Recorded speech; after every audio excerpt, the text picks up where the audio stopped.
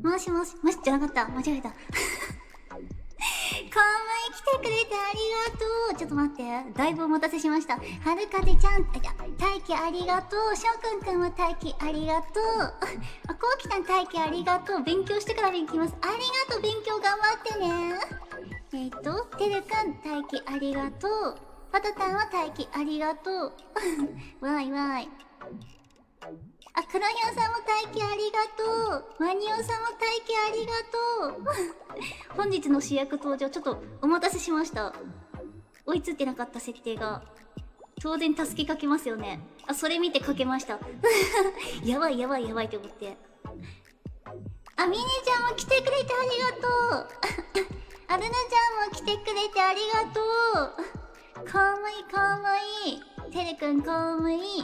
あ、黒ひょうさん、3ヶ月だ。ありがとう。しょうくんくんもかわいい。来てくれてありがとう。サンタムさんかわいい。おめでとう。ありがとう。早い。待って、文字がさ、かぶっちゃってる、これ。あ、ワニオさんかわいい。来てくれてありがとう。本当に助けかけたよ。ルルちゃんかわいい。はるかでちゃんかわいい。パタタンかわいい。よーしよしよし。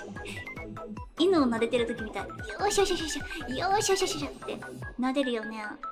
ミニちゃんかわいい。来てくれてありがとう。かわいい。そう、背景をね、昨日の縦型配信の時にお見せした新しい背景のちょっと時間帯が違うバージョン。待って、ちょっといろいろと場所がずれてるな。これあ、なんか喋っちゃった。ちょっと待って。先コメント読もう。声がないよ。あ、今入ったかな。俺が主役。本日の主役。来ました。お誕生日おめでとう。ありがとう。嬉しい。黒ひょうさんかわいい。あ、しょうくんくんパチパチありがとう。あ、キルさんかわいい。お誕生日おめでとうございます。ご挨拶だけ失礼いたします。いい一年でありますようにです。おやすみなさいです。キルさんありがとう。来てくれておやすみ。いい夢見てね。早いな。そうだよね。みんな一日のスタート違うからね。いいね。早寝早起き。おやすみ。パチパチありがとう。そう、めっちゃ可愛いお部屋でしょ。ちょっと待ってね。今追いついてない。ムイが遅すぎて。お誕生日おめでとう。お誕生日おめでとう。誕生日おめでとう。ありがとう。365日早いけどおめでとう。来年分かな。ありがとう。来年分まで。はるかでちゃんもワニオさんもパタタンもありがとう。お誕生日おめでとう。ムツゴロウさんだ。そうね、最近動物ばっか見てるから、動物の動画ばっか見てるから、ムツゴロウチェックかも。紅茶とケーキもある。あ、そう、ちょっと待ってよ。ほら、紫のケーキ。かわいい。これもね、背景とセットで売られてたんですよ。ムイはね、当然、これも購入しました。背景の椅子が豪華すぎ。そう、これ馬車。なんかね、この背景のタイトルが天空の馬車って言って、この馬車以外も、なんだっけ、絨毯があるんで、ホールニューワールド、日本語版を歌えるかな、ちょっとよくは知らないんだけど、それを歌う時があったら、絨毯に変えて歌おうかなって思ってる。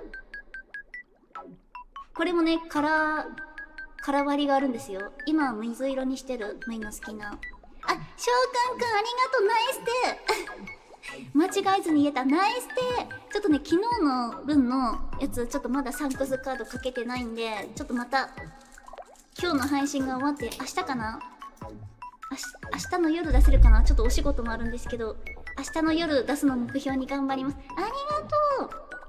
ハッピーバースデートゥーユー。ハッピーバースデートゥーユー。昨日ね、それ自分で言って、今日の夜中か、最後の最後に、あ、トゥーミーだったって気づいた。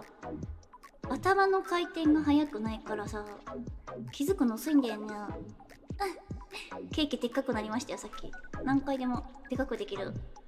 いっぱい食べれるね。お腹空いたらでかくすればいい。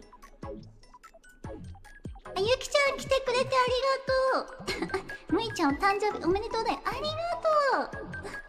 昨日ね、むい配信始める前にちょっとゆきちゃんのところの配信見に行ってて、虫の話してたところにむいがポンって入ってったからめっちゃびっくりした。おもろかった。ナイスでありがとう。そう、ミステリアスなケーキね。これも5種類空張りあるの。紅茶のこれティーカップだけどティーポットもあって、それも5種類色あるし、テーブルもね5種類の色ともう2種類のサイズ感あるの。それがめっちゃいい。馬車ないバージョンの空だけもあるんだけどね、今日はちょっと今は馬車ありにした。後で馬車なしにする。ありがとう。ハッピーバースデートゥーユー。ブルーベリーなのかハスカップなのか。これはね、これなんだろうな、多分あれだな、バタフライピーを入れたレモン系のケーキだな、きっとおそらく。色が変わるやつ知ってますかね、バタフライピーってやつ。青色のなんかねお花なんだけど、それを紅茶みたいな感じにお水入れてお湯か抽出したら青色の紅茶になるんですけど、それにねレモンとかの酸味のあるものを入れると赤色に近づいて色が変色してくんですよね。だからちょうど中間の紫のやつだと思ってる、勝手にあ、パ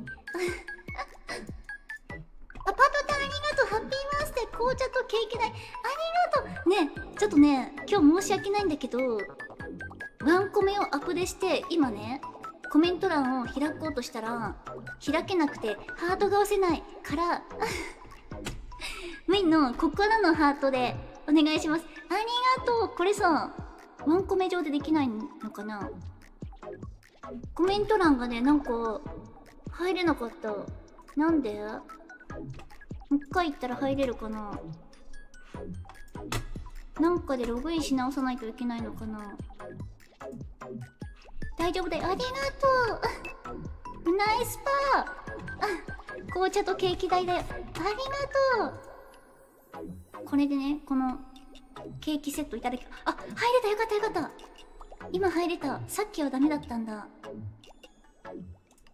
よかったよかった。ハート押せました。ありがとうそう、いろんなのあるの。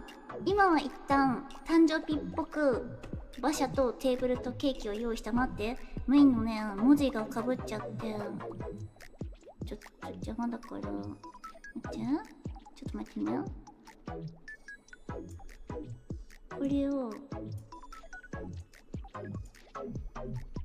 ょっとずらしたい。ちょっと待ちよう。よいしょ。で羽がどこ行った？羽どこ行った？これね、あったあった。羽がね浮かんでるんだけど、よし、いいね。ちょっと幻想的な感じにしました今日は。あ、ミルキーメイちゃん来てくれてありがとうガサガサだ声。おめでとうです。ありがとう嬉しい。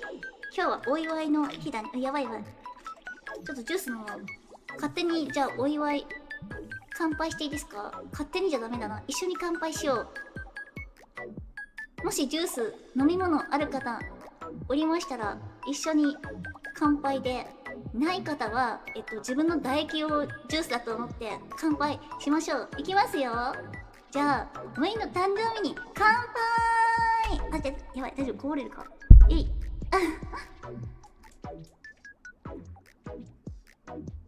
KP です。昨日言ってた5号の紅茶のオレンジとグレープフルーツ飲むことにした。美味しい。天空の馬車素敵すぎて癒される。めっちゃいいよ。ふいは馬車と絨毯が使える夕方と夜のセットを購入したんだけど、馬車がねいらない、絨毯と空だけでいいよって人はまた別のセットがあって、それは朝とか夕方とか昼とか夜とか全部の空の景色がセットになったやつもあるし、なんか夕方と夜だけのミニセットとかもあって、いろいろある。いろいろ選べる。みはこの夕方の感じが好きだから夕方と夜のセットにしました。ありがとうパチパチ KP 乾杯唾液飲み物がない人はね、自分の体内から出てくる水分でまた飲めばね循環できますんで、それで KP で。ありがとう本当おめでとう。ありがとう。おしゃまな馬車、おしゃまな馬車に飛び乗っ言えなかった。おしゃまな馬車おしゃまな馬車飛び乗って待って、マイクあれ切ってる？フィルター。ごめんなさい、ずっとフィルターかかってた今気づいたナイスだてるくん、今気づいちゃった。ハリポタの世界みたい。いいよね。ハリポタまた見たいな。循環型乾杯エコですねなんだっけ SDGs サスティナブルデベロップメントオブ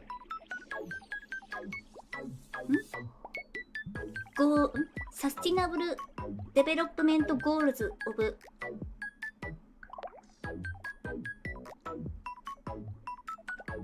サスティナブルデベロップオブゴールズか。そうだね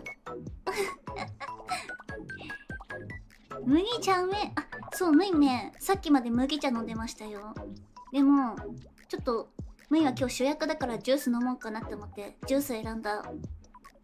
唾液でエコはちょっと嫌か。ちょっと汚らしい発言だったかもしれないですね。申し訳ないです。もうちょっと綺麗な言葉。なんだろう、組織液だっけ。ムーメルッピちゃん、ムーメルピちゃん、ありがとう。ナイステーケーキありがとう。美味しい。いいね。ケーキ増やそうかな。待って、これそうだ。じゃあ別のケーキ入れよう。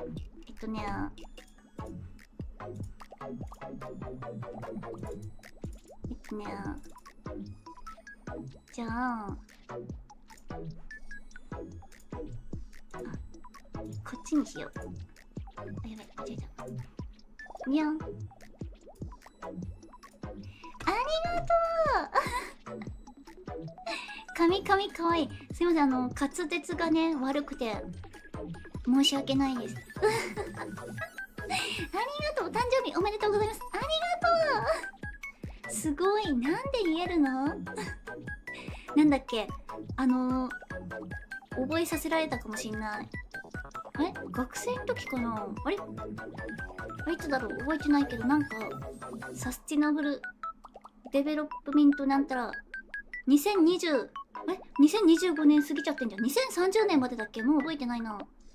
までに何年か忘れたけど、何年までのに達成を向けた持続可能な目標、27個ぐらいの目標全部適当だ。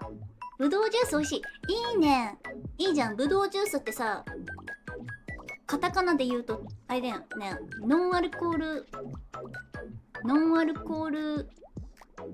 ぶどうの英語がわからん。ノンアルコールぶどうの英語がわかんないぞ。ノンアルコールぶどうじゃないね。ノンアルコール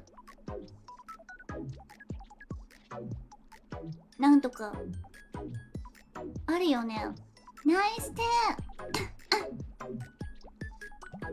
炭酸水で KP した？いいね。めっちゃ炭酸水飲むじゃん。なんかおしゃれだな。女子はね、やっぱ炭酸水飲みますからね。ダイエット中とかも特に飲んでる子多かった気がする。ダイエットじゃなくても普通にさ、夏場とかカラッとしてていいよね。みんな好きなケーキ増やしました。次はね、夏だからやっぱレモン系かな。これなんだろう。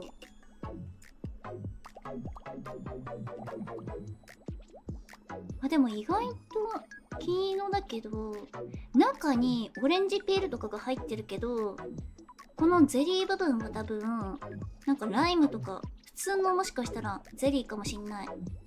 いいね、オレンジピール系のケーキだ。ありがとう。あ、グレープやばい、グレープだ。そうだ、グレープジュースですね知ってましたよ。ちょっと今は出てこなかっただけだけど、普段は出てくる。初めて出てこなかったから普段はちゃんとわかる。グレープですね、ぶどうは。あ、にゃみ来てくれてありがとう。むいむいお誕生日おめでとう。今日もかわいい。ありがとうこの間ね、にゃみの配信久々に行けた。スイッチ嬉しかった。チェックしたよ。にゃみあれ2月だったよね、誕生日って思ったよ。まだ何ヶ月かある。ちょっと引き算できないけど美味しそうね。ケーキかわいいよね。いろいろあるよ。この羽も微妙に空張りがあった。やばい、待って、20分経ってるんですけど、今日は初配信の振り返りをちょっとサクッとしたいからガチで 1.2 倍速で流して、コメントはちょっとねそれで読めなさそう。 1.2 倍速だからメインが個人的にじっくり見ます。それで過去のコメントはあとその後かな、お知らせもしようと思ってるからよかったら最後まで見てくれると嬉しいです生まれてきてくれてありがとう。お母さん産んでくれてありがとう。ママどこだ。ママ1階だ。今お風呂入ってる。ありがとうママ今日はたくさんケーキ食べる日だね。そうだね、ムイはケーキはこれなんですけど、ケーキの代わりにアイス食べました。待って、汗かいてきた。よし、タオルで拭こう。宝石みたいなケーキかわいい。めっちゃいいよこれ。今まだセールしてたっけな。唐揚げ丸さんっていう方の背景なんだけど、これの今回の背景が天空の馬車ってやつで、馬車とか絨毯とか、あとただの後ろのね馬車なしのバージョンもあるんだけど、そういうのを書かれてて、前回の作品はムイも買ってたウユニ塩湖だった。これもめっちゃ綺麗だよ。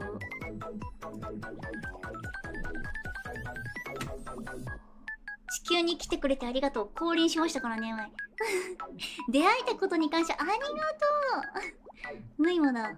ムイも出会えたことに感謝。見つけることができてよかったね。えなんかさ、やっぱさ難しいよね、その見つけるとか見つかってもらう、見つけてもらうとかって。みんな人もいっぱいいるし、 YouTube とか X のアルゴリズムもちょくちょく変わるからさ、なんかみんないろんな人もそうだけどさ、この子面白いのになみたいな、もっと知られてほしいなみたいなことがいっぱいいるの。やっぱり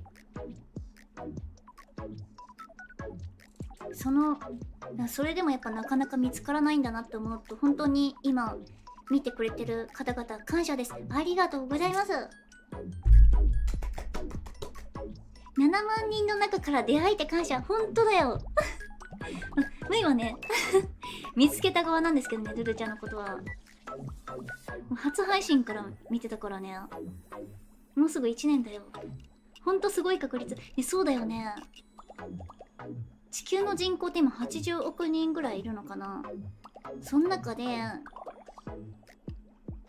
多分その YouTube を見てる人口ってどのくらいいるんだろう。10万人とかわかんないな。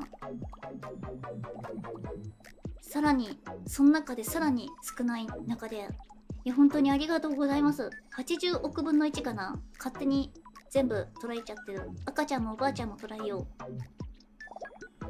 最初はサイバークラゲという設定にハテナってなったのは内緒だ。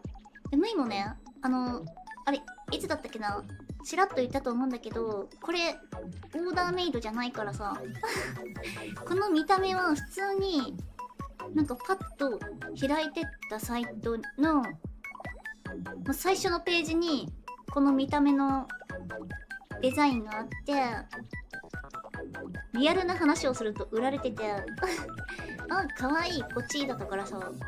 で、その後に、設定って言えばいいの何をモチーフにしてこの見た目になったかみたいなことが軽く書いてあったんだけど、なんだっけな、サイバー宇宙人クラゲっていう別々のタグみたいなついてた。それでまあムイもちょっと順番ずらしたけど、サイバークラゲの宇宙人にしたムイも最初サイバーとか思ったら、確かに足の方消えてるななって、クラゲどういうことって思ったら、多分この髪の感じだよね。クラゲヘア、若干クラゲヘアになってる。傘の部分なのかなこれ。ムイムイの Vlog 動画めっちゃ好き。本当にありがとう。そうだ、3つぐらいしかまだ出してないんだけど、今ちゃんとね長編のやつ作ってる途中。最近あんま進んでないけど、本当は今月中に前編を出したい。前編と後編に分けるつもり。結構ね、移動が多いからダラダラしちゃうかもしんないんだけど、まあ Vlog ってそんなもんかなと思って、まあのんびり見れるような動画にしようと思ってる。意外とね難しいなって思った。素材を組み合わせたり、ちょうどいいタイミングでテロップ出してそこの情報みたいなのを書かないといけないし、どの程度そこの一つの画面数秒間でどの程度の情報を出そうかなみたいなのもちょっとバランスが難しいなと思って、ちょっと説明はたくさんしたかったけど、動画素材がそんなになかったから説明半分、まあちょっと映像半分みたいな感じにしようかなって思ってる。初配信で頭の星はイベント用と思ってたのは秘密だ。これ消せますしね、ムイ人間に擬態できますよ。やばい、待って、ムイこっち消えてんじゃん何これ。あ、オッケーオッケー。はいはいはい。よしよし、危な擬態できるよとか言いながら消えちゃってた最初ムイちゃんの声が良すぎて声優さんとかのお仕事してる子なのかなって思ってた。本当にムイ結構なんだろう、声はあんま褒められたことないぞありがとう。ルルちゃんに刺さったのかな。ありがとう、嬉しいね。楽しみに待ってますぞ。そう、Vlog 最近ネタの Vlog だけど出したの見たかな。あれネタ用の Vlog だったんですけど、知ってるかな元ネタ。運命のポチ後ろ姿がクラゲだもんね。あ、そうだね、確かに確かに後ろ姿だ、忘れてた。あ、ノボリーさんかわいい。お誕生日おめでとうございます。ありがとう、来てくれて今日は誕生日記念配信ですよ。今ちょっと普通に雑談しちゃってた。もうすぐしたら初配信の振り返りをサクッとして、あとお知らせもしようと思ってる。長編版楽しみにしててほしい。どうだろう、ムイはそういうの好きだけど、なんか VTuber 界隈ではきっとあまり Vlog って見ないなと思って。やってる子もいるんだけどね。今回はちょっと毎回ちょっとどうしようかなって感じで悩みながら作っていこうかなって思ってる。今のところ手元は多分映してないんだけど、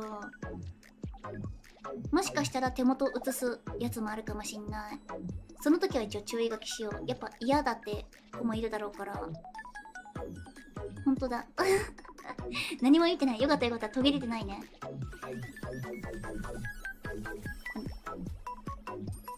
っちゃいい声。本当に？あ、よかったよかった。なんだろう。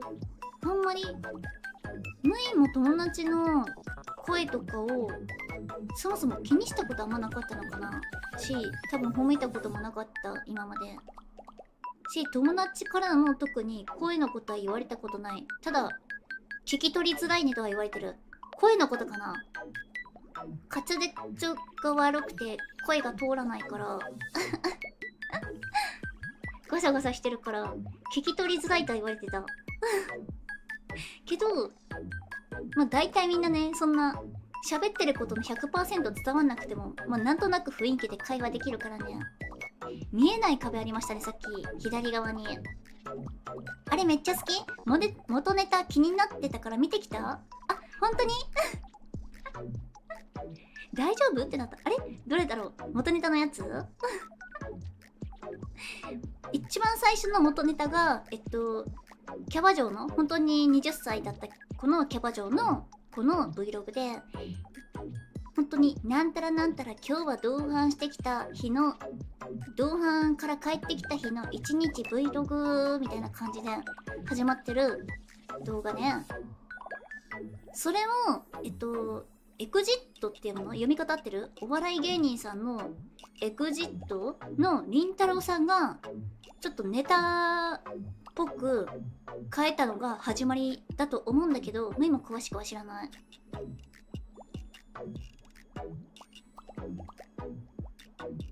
でそれが20歳キャバ嬢、間違えた、40歳中年男性のなんたらなんたらした日の Vlog、馬力まずい、馬力しょいみたいな感じで言ってるの。それがテンプレートになって何人か出して、ちょっとその界隈とかで流行ってきてるって感じ。多分 VTuber 界隈では流行らなそうだから元ネタわかるかなってちょっと心配になってた。声綺麗で可愛いからたくさんの人に聞いてほしい。あ、本当にありがとう嬉しい。いいね、今日は褒められる日だ。 Vlog 好き。あ、よかったよかった。そうだよね、ルルちゃん言ってたよね。そう、 Vlog はちょっとちょくちょく出していきたいなって思ってる。今回はそのネタ用に持ってたわけじゃないんだけど、いつか出そうと思ってた Vlog をもう今回のネタにしようと思って出しました。なんだっけ、ハリポタカフェとハリポタの舞台ってやつだ。他にも素材はあるんだけどね、なかなか手はつけられない。さっきのビッグラブ何に反応して飛んだんだ。あ、そうそう、好きって文字でビッグラブが飛んできます独特のイントネーションで出身地特定しようとしたが無理だった。あれね、元ネタのイントネーションを真似してるんだよ。りんたろーさんのイントネーションを真似しようと思ったんだけど、ムイがあれ関西弁じゃなくて博多弁ですね、すいません。博多弁がわかんなくて、多分元ネタが博多の子なのかな。でお笑い芸人さんって多分関西だよね。だからそれが混じってるイントネーションになってるんですよ。でそこからムイが記憶でやってるから馬力まずいとかのイントネーションとかがさ全然わかんなくてあれ何テイクかしたんですよ。だけどわかんなかった。変な方言、変なイントネーションになっちゃいましたね。元ネタがわかんなかったけどムイ弁が可愛かったからよしよかったよかった馬力まずいみたいなね。馬力まずい多分元のムイタンのイントネーションのことかと。あ、なるほどね。ムイでもさ、地元の人にもなんかちょっと違うって言われるんだけど、それはなんか都会っぽいねって言われてるよだからムイの地元ではないんだよね、ムイのイントネーション。親もさ別にムイの一時期東京に住んでる親もいたり、日本語おかしいな。親が一時期東京に住んでたりもしてたからさ、ちょっとなんか違うのかもしんない。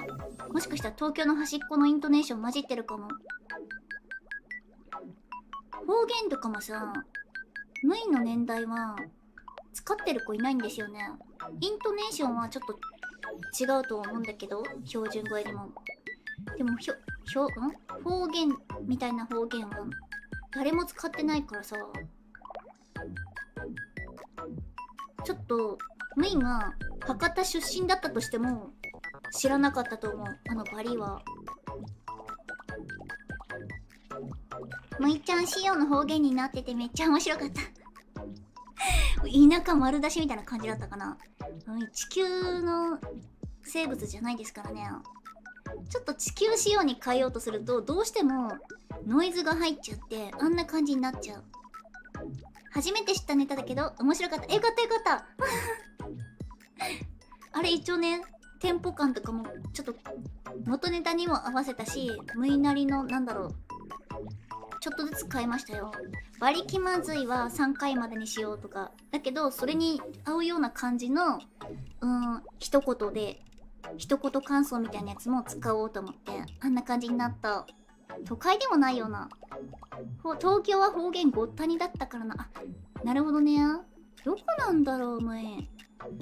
長崎生まれ、大阪育ち、東京在住の私には分からない。あ、そうなんだ。何なんだろうね。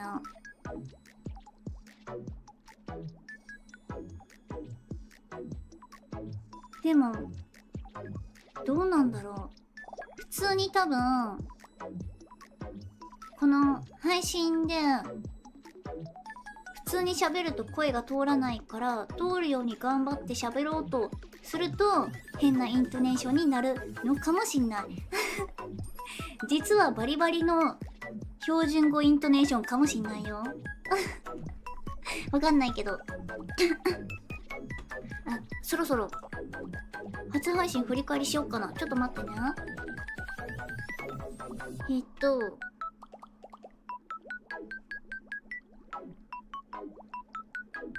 画面を変えよう。よいしょ。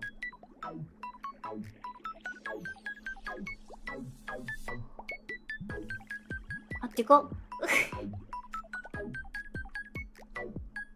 ちょっと待ってね。どこだ？どこ？いた。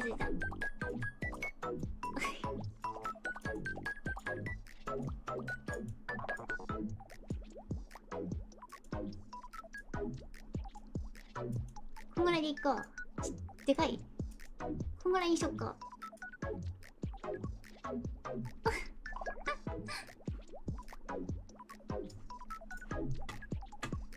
ちょっと近かったね。あつくね兄さん、こんばんは。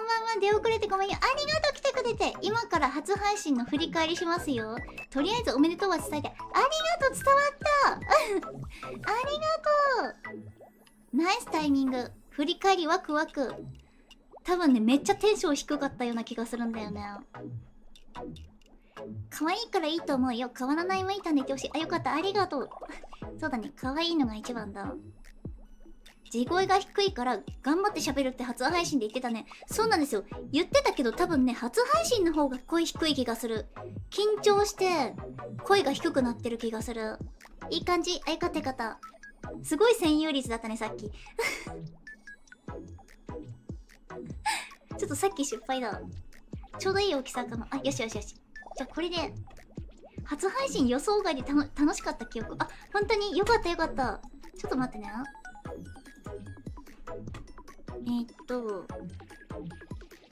れこれかな。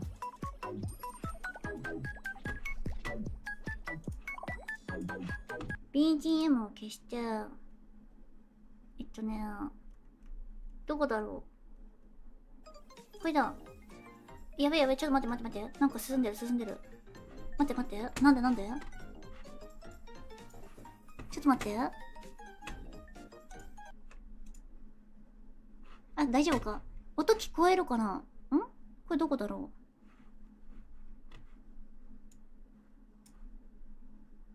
う。これ、OBS 上で操作するんだな、これきっと。普段から配信見直したりする？アーカイブチェックする時とか、なんだっけな。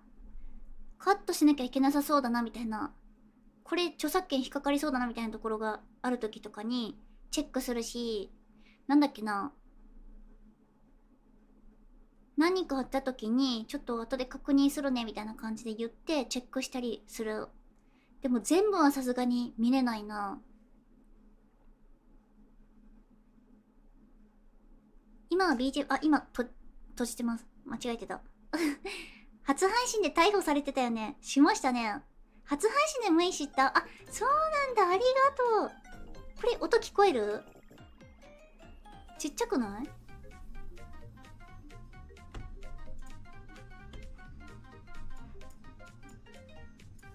これ音でかくできんのかな？音でかいかな？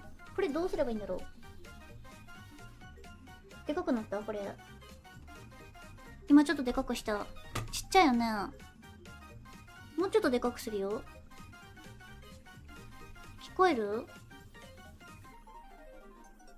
初配信って自己紹介が恥ずかしくなったりしません？確かに。何言ったかもう覚えてないんだけど。だから今日は、もう地獄の初配信振り返りですよ。ムイの声はでかくなっちゃった？大丈夫かな？これ、もっとでかくする。これ、どうだ？ちょっと、進めてみようかな。いつ始まるんだろう、これ。ちょっと、声が聞こえたら、一回止めるね。音がどうなってるか、確認する。ワクワク。待って、ムイさん。配信始まりましたってポストしてなくない？しよう。始まっちゃった。待って、音聞こう。これね、もうしょっぱなから失敗してるんだけどさ。こんばんは。聞こえてますか？聞こえた？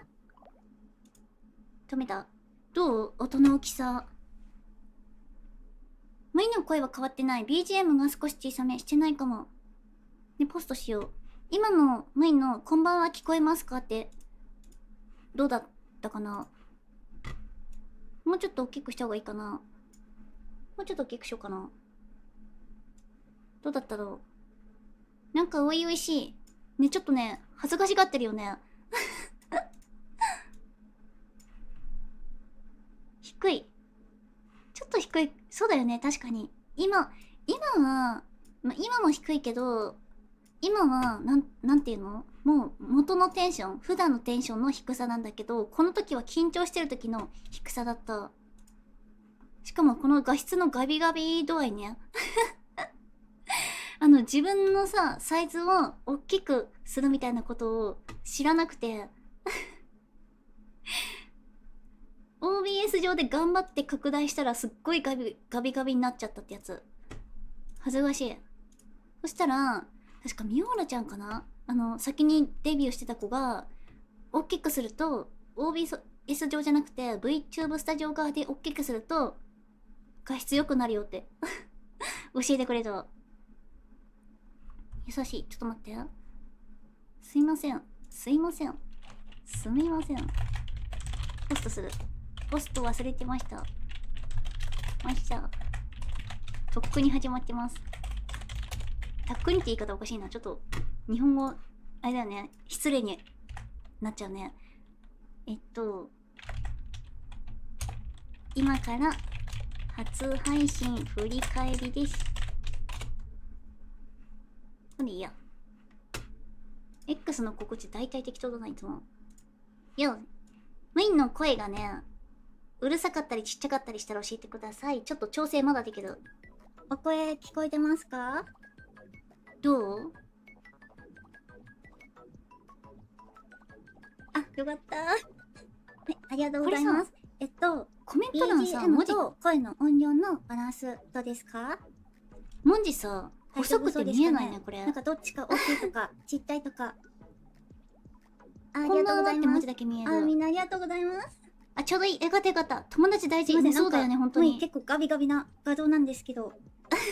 もう一個の画面の方行ったらね、もうちょっと画質良くなるはずなんで、ちょっと今はこれでご勘弁ください。はい、じゃあ、早速、始めさせていただきます。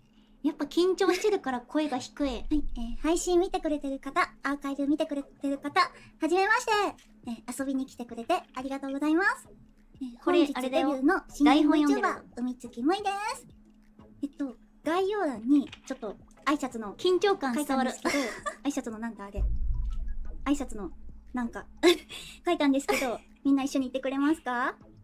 わこれさ、四文字伝わんないよね、多分。ありがとうございます。じゃあ行きますよ。せーの。これさ、むいコムイってな、言ってもらえますか？要求しちゃってる。あー、やった。コメント欄のありがとうございます反応がこんなにタイムラグあるなんて知らなくてさ、もうシーンってなったと思ってマジで焦ったもん。早起き早送りしてるから達成感あるのか。いらっしゃいますかね？あ、そうそうそう。早送りしてるこれ。ムインの地声ですね。もっと低いんですよ。今日はね、懐かしい最初なんで、いつもより華やかに行こうと思って、無理して高めに声出してるんですけど、多分、全然だんだん高くなってないになっちゃうんで、声が低くなってきたら教えてください。よろしくお願いします。あ、思ってないです。教えてくれたかな、ありがとうござい誰か。ますあ、デビューおめでとう。ありがとうございます。前日から緊張してたもんね。そうだよね。はい、ドアちゃんもありがとうございます。汗だくだったもん、あの時。今は暑いから汗だくだけど、今日この時は緊張の。コメント読めないと思うんですけど、後でしっかりと全部読ませていただくので、いっぱいコメントください。よろしくお願いします。こんな感じの時は、全部アありがとうございますーカイブチェックしてコメント見てる。ね、初配信ということで、ありがとう、スライドを作ってきたので、送ってくれて。今日は、そのスライドですね、みんなが飽きないぐらいのだいたい30分ぐらいで終わろうと思ってるんで、ぜひ最後まで見ていってください。ありがとうございます。そう、30分が目標だったんですよ、これ。見ましたよ。声の高さ上げてきた30分っていうのはスライドが開始してからなんで、はい、まだ恥ずかしいなね。はい、じゃあ、チェックされてる。移動します。本人もこんも言うの恥ずかしがってるね。そうだよね。もう全部が恥ずかしかったもん。こんなさ、こんなとこ行っちゃった。しかも目ちっちゃいし、これ。なんか最初の方とかもさ、目ちっちゃかったよね。この初めにって書いてあるスライド。いっか。見えてますか？ちょっとちっちゃくしようかな。あ、デビューおめでとう。ありがとうございます。あ、やばい。部屋の反響をします？大丈夫かな？部屋の反響もするよってちょっと教えてもらって。反響しちゃうかもしれないんですけど、次からちょっと考えます。すいません。ありがとうございます。全然ずっと反響してるね。じゃあ、照れてて可愛い。はじめに、じゃあ、スライド開始させていただきますね。 30分が55分くらいです。まず一つ目。チャンネル登録、ね、高評価、共有、よくわかんないんですけど、30おすすめになりやすいなかなか難しいなって思った。ぜひお願いします。ルルちゃんがさ、確か30分ぐらいでやってたから、ムイもできるかなって思ったんだけど、初配信のハッシュタグを使ってポスト。なんかね、ムイはあんまり告知してません。画面とかはさ、全部ね、ガチガチにクリエイターさんに依頼してたから、お願いします。クリエイターさん紹介とかで時間もだいぶかかって、初配信それで多分30分超えたのかなと思った。検索させていただきます。なんで、X でシルエットから見てたよ。ポストよろしくお願いします。ありがとう。3つ目、配信中のコメント、アーカイブのコメント。ガチガチだね、本当に。せっかくコメント欄あるのでね、絵文字だけでも嬉しいんで、いっぱいコメントお願いします。こういうの弱いんですよね。ありがとうございました。またよろしくお願いします。もうこれもガチガチだ。ということで、ムイから3つのお願いでした。はい、次、本日の流れということで、これ手書きで書いてたんですよ。ムイとおかしな宇宙散歩ということで、はい、一緒に今日はね、宇宙をお散歩するつもりで、ちょっとうまいこと言おうかなと思ったけど、普通に滑ってるね、これ。流れを説明しますね。音響はデビュー当時と変わってた。自己紹介。全然変わってない。2つ目、タグ紹介。3つ目、夢、目標。4つ目、活動内容。明日から良くなるとか言って全然変わってないです。クリエイター様紹介。6つ目がお知らせ。マイクの位置を近づけたから。最後に、来週の予定。半年経ってようやく音響変わったかな、どうだろう。散歩しましょう。環境はマイクとの距離感を20センチ近く近づけました。どうだ？はい。次のスライドですね。一番上に反応が全部文字だと大変だと思う。矢印があります。確かに。本日の流れの中で、今どの段階かっていうのを分かるようにしました。まずは一つ目、自己紹介。緊張してる。改めて、これはね、と申します。キャッチコピーは、ちょっとすいません、今日声低いんですけど、ハッピーウイルスを感染させちゃうぞということでやらせてもらってます。これね、ティザー PV の旅行系でした。はい。このキャッチコピーは、読みますね。頑張って高い声出したからインターネッさ、トの海に浮かぶサイバークラゲの宇宙人、ハート。普段の声出ないんだけど、昼間はあれを想像してた方にはちょっとがっかりさせるなと思って社会の荒波に言っちゃう、最初に。あんまりこれまで会社に反響してたコメントした方がいい話してなかったんですけど、黒ひょうさん昼間はか。サラリーマンやらせてもらってます。反響がね、宇宙人やっぱしとサラリーたんだよね、マンの二刀流なんで、今後は会社に声はよりクリアになったかもいいなぁと思ったり、思わなかったり。やっぱこの20センチの差がでかいんだありがとうごな。ざいます。そう、社会の荒波に揉まれてます。はい。で、ここ大事ですね。ここら辺、声めっちゃ低い。気持ちは旅行系 VTuber ということで、さっきもコメントいただいたんですけど、実は旅行系 VTuber なんですね。普段の声の方が好きかも。普段の声どれだろう。今の声。全然旅声かな行動画上げてないやないかいってあり思っがとう。た方もいらっしゃると思います。皆さん、大正解です。だいぶ経 G 済的声。な事情だったりだよねね、お仕事の事情だったりで頻度は少ないんですけど、気持ち的には旅行がメインなので、旅行系 VTuber ということでお願いします。初々しくて可愛い。あ、よかった、ありがとう。いいよね、初々しいの。はい、背景、バックグラウンドということで、一応さ、このスライド作りだいぶ時間かかってさ、ね、どうすればみんなに地見球の美やすく、しさに惹かれ、宇宙の彼方から飛来したサイバークラゲ。スライドの中のどの場この所かなって生命体はのがわかる人かなと間の思って純粋な笑顔を考えてエネルギー源とし、こう一度かつ作ったんだけど文化的なデジタル生どうだっ活をただろう営む。しかし近年の技術進歩とは裏腹に人間これ背の表情景大事でが曇り、すよ。エネルギー供給が徐々に枯渇する事態に直面。ちっちゃくない？この危機を看過できなかった海月ムイは壮大な計画の立案に着手した。現代社会に疲弊した人類にインターネットを通じてハッピーウイルスを感染させることで笑顔を復元しつつ合法的に賛同者を集め美しく活力に満ちたクラゲ王国、海津キングダムを建設すること。題してクラゲ王国建国プロジェクトザ・ゼリーフィッシュキングダムファンディングプロジェクトである。はい。らしいです。そうです。らしいよ。はい。どう思いました？ハッピーウイルスが足りねえ。これそうか、最近のネタなんですけど私に足りないのは、まあ、設定も大事かなーって思って、この超そうだね高度知能生命体の一やっぱさ匹、ムイがウイルスにもいいものと悪いものあるからこの地球でね。何をしようとしているのかっていうことを記して幸ます。せな成分が覚ないとさえなくて大、丈夫です。活力がわかんないよね。そうです、ネタです。今日の配信を見て、ハッピーウイルスがよ続いりて、プロフィール。感染されるといいな。ムイの性格、すっごいポジティブです。ワーキングウーマンのイメージが植え込まれたね。あ、よかった。すいません。いいのかな？ちょっと会話が弱いです。配信で何回もあそう同じ話しちゃうかもしれないし、先週言ってたことと違うこと言ってるみたいなことがあるかもしれないんですけど、まあ、これそれも大事ですね味ということで、はい。クラゲなんでね、そう、よろしくお願いします。流した。クラゲなんでね好きな食。べ物はお菓子です。でも、一番好きなのは、緊張してるからさ、ツッコミを流しちゃってる、これ好。きです。で海付きなの旅行も大好きです。壮大だった。国内壮大だよね国外問。わず行きます。そういえばそうだった。おすすめの場所とか、そうなんですよ、実行ってみたいは。場所とか、みんなと語りたいなーって思ってます。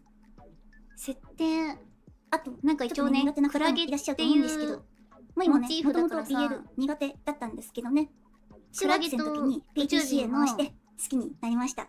なんだっけ努力型でモございます。チーフだからさ、ねそれをやっぱ背景に入れ込まないといけないなって思って映画ですね、後から、アクションとか入れ込んだ SF とかが好きで、後から入れ込んだ割にはうまく青いロボット背景作れたなってが出てくるものが好きで自画自賛してるちょっと。ね、名前言っていいのかわかんないんで、ちょっ BL と、 BL、メモさせていただきそう、ました。 BL の話したいんだけどさ、であとここ数年はですね、地球バー大切にしサレスよう系もでちょっとできてハマってます。ないんだよね。なんだろうな。会話が弱いって表現初めて聞いた。あ、本当にカリフォルニアダウンとか、もうよく言っちゃってるかも。そう、聞いたことあるかな。そういうの見てます。あと年ボ齢ですねソって言って。る。聞いたことあるあ、かな。誕生日忘れた。誕生日6月1日です。ムイの日で初配信緊張してコメント頭に入らないね。ね、そうだよ生ね。体ですね。で地見てる側さんやっぱ楽しいんだけど5歳ってことで、5歳児に接するように優しく接していただけたらと思います。やる側はね、本当に本当はこっちの画面見てねあっちの画面考え見てたんですけどってなるからさ。なんか変な人って思われそうなんで、今回は1個だけ公開しました。あ、そう。年齢2個あるって身長ですね実は伸び縮みそういう設定するので、なんですよ。みんなの好きな身長ということで、身長が可変って言お願いします。ってたっけ？あ、そうそうそうです。そう。ムイの伸び日です。覚え縮みするやすいです。か？なんかまあ大体30センチがよくあ指もいるけますよ。身長にしようかなって思って何でもた。ク割と入れますラゲだし。ちっちゃすぎるよでねね。、つらつらと説明しても結局ムイがどんな子かわかんないんだろうなーって思ったんで、これまでムイが言われてきた言葉で、知り合いにバレない程度のものを年いくつかご限の紹介しさ、なます。んかいろいろ制限があったんだよね、あれ。なんだっけな。みつきむいってどんな子あそうということで、これもさちょっと一部上げさせていただきました。あんまり初配信軽く何人かの見た時には、話しますねこういうの見たことなかったんだけど、気が利くちょっと自慢のお仕事娘チックにということで、ありがたいですね。やらせていただきました、親のこのスライ欲ド。ママからは天気がいいだけで感謝されますからね。いまだにそうですね。あ、咳払いすいません。ちょっとマイクミュートしようかな。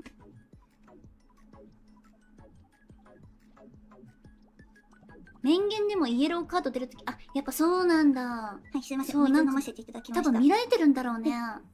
同級生の一部、まあ一部だけなんですけどね、天使みたい社会人向いてい。ないってひどい。いいですね。うん、お家でゆっくり過知り合いごしてるのがに見られたら合ってる多分分かっちゃうってから。ことですよね。はい。後でアーカイブそう、一部カットしさらまっと流したんですけど、どうですかね。ムイがどんな子かちょっとは伝わりましたかね。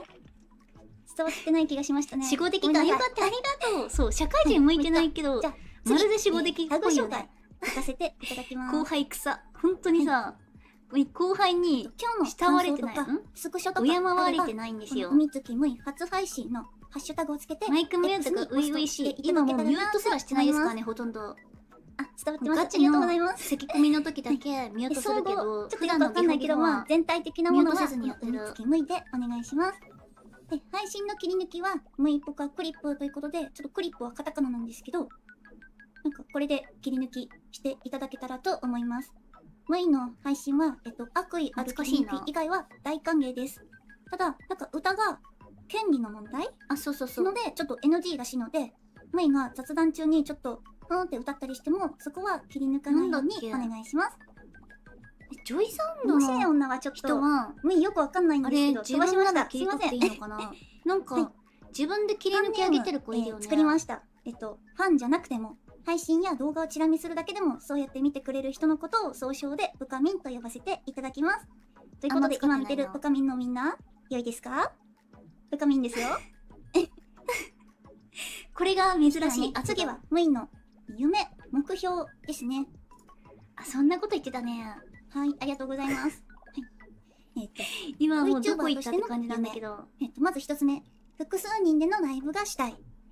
ムイは一人でやるように、他の人と一緒に何かを成し遂げるっていうことに達成感を感じるので、ソロじゃなくて、複数人のライブとしてます。で、あと、ムイが歌ってみた聞いたことあると思うんですけど、名誉ポカミン。ちょっと下手ですし、すぐバテちゃうんでね。ただ、複数人なら楽しくやれるかなと思って出しました。あ、プカミンです。ありがとうございます。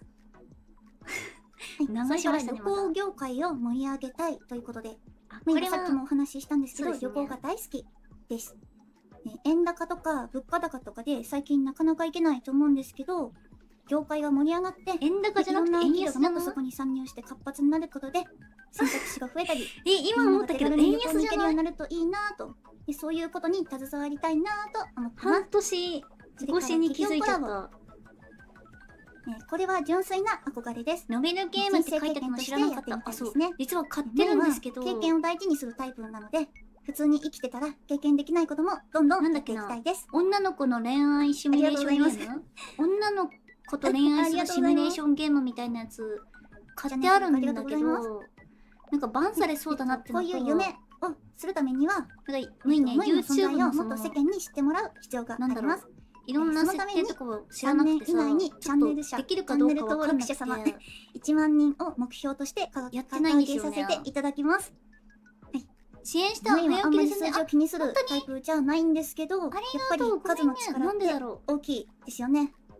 会社員やってると人の数によるパワーを感じる時期がありまして、そうだよね。円高だったらよかったんだけどね。本当に VTuber もきっと同じだろうなと思って数値を出させていただきました。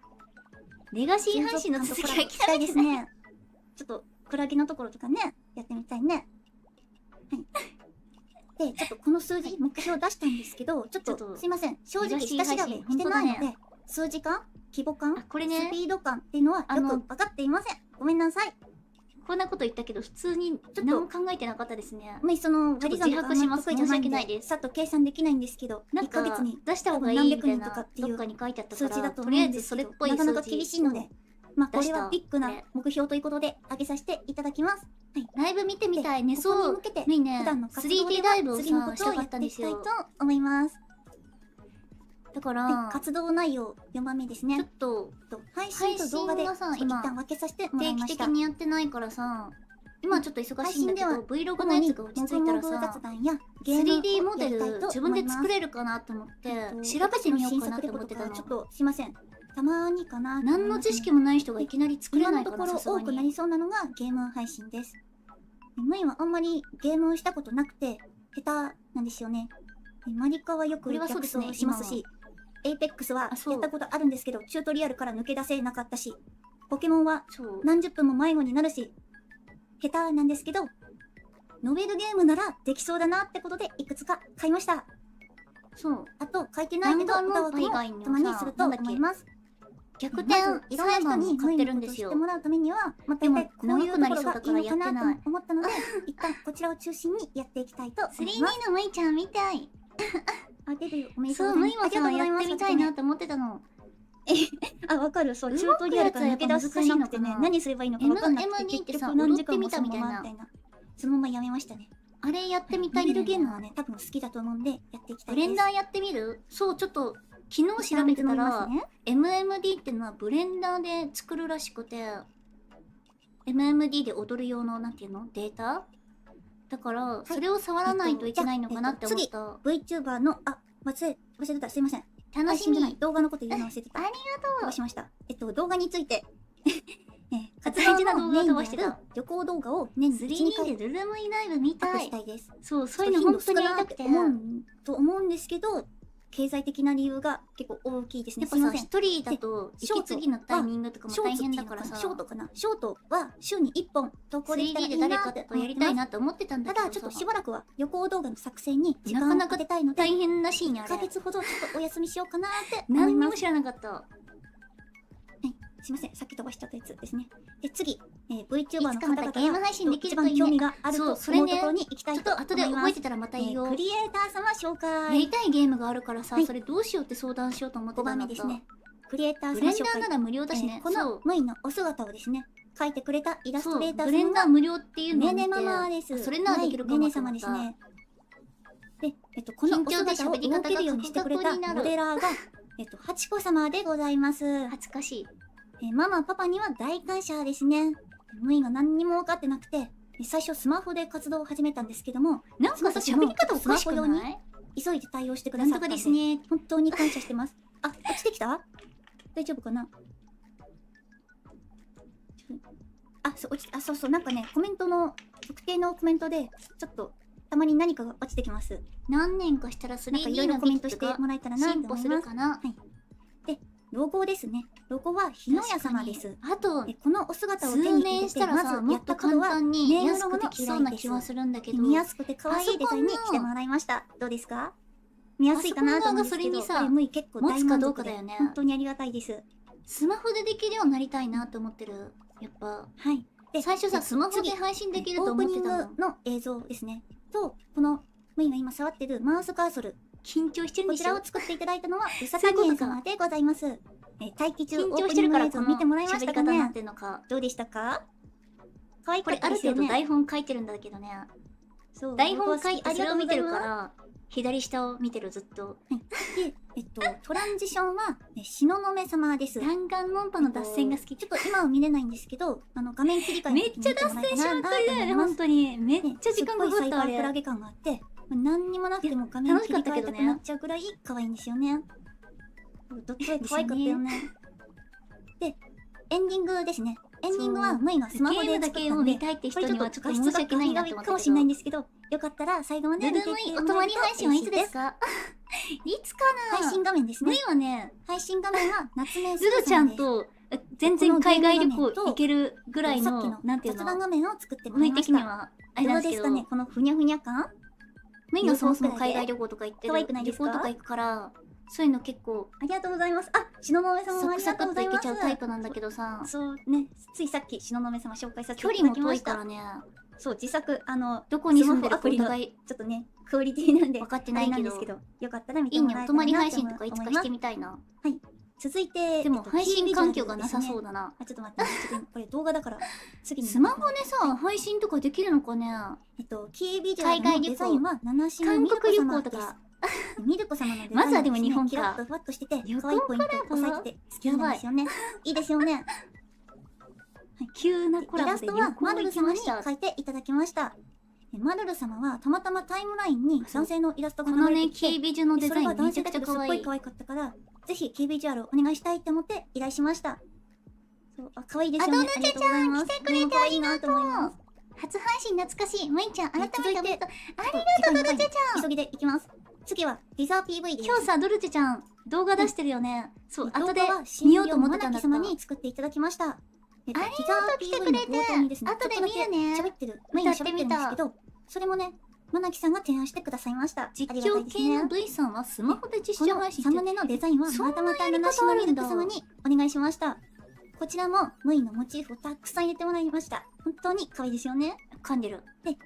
サムネのイラストですね。メインがこちらは VTuber 見なさすぎて、猫メイ様にお友達のやつ以外全然見てないからさ、知らないんだよね。こちらのイラストは X のおはようポストでも使ったことあるんですけど、クリエイターさんみんな天才すぎる。寝転んだ姿のそうだよ健全ね。ですっごい可愛いんですよね。すっごいこのたくさんのクリエイターさんにね、協天才すぎる力してもらって、そうですよね。本当にありがたい初です。配信までなん続とかきは迎えることができ初ましたね配信。サムネということで、サムネのデザイン今日ねはコナモンサ様に仕上ムネのげていたクリエイだきました。ターさんも後で紹介しようと。見やすいポップなデザイン。画像とかないんだけど、後でポストかしようと思っててどうですか、ね。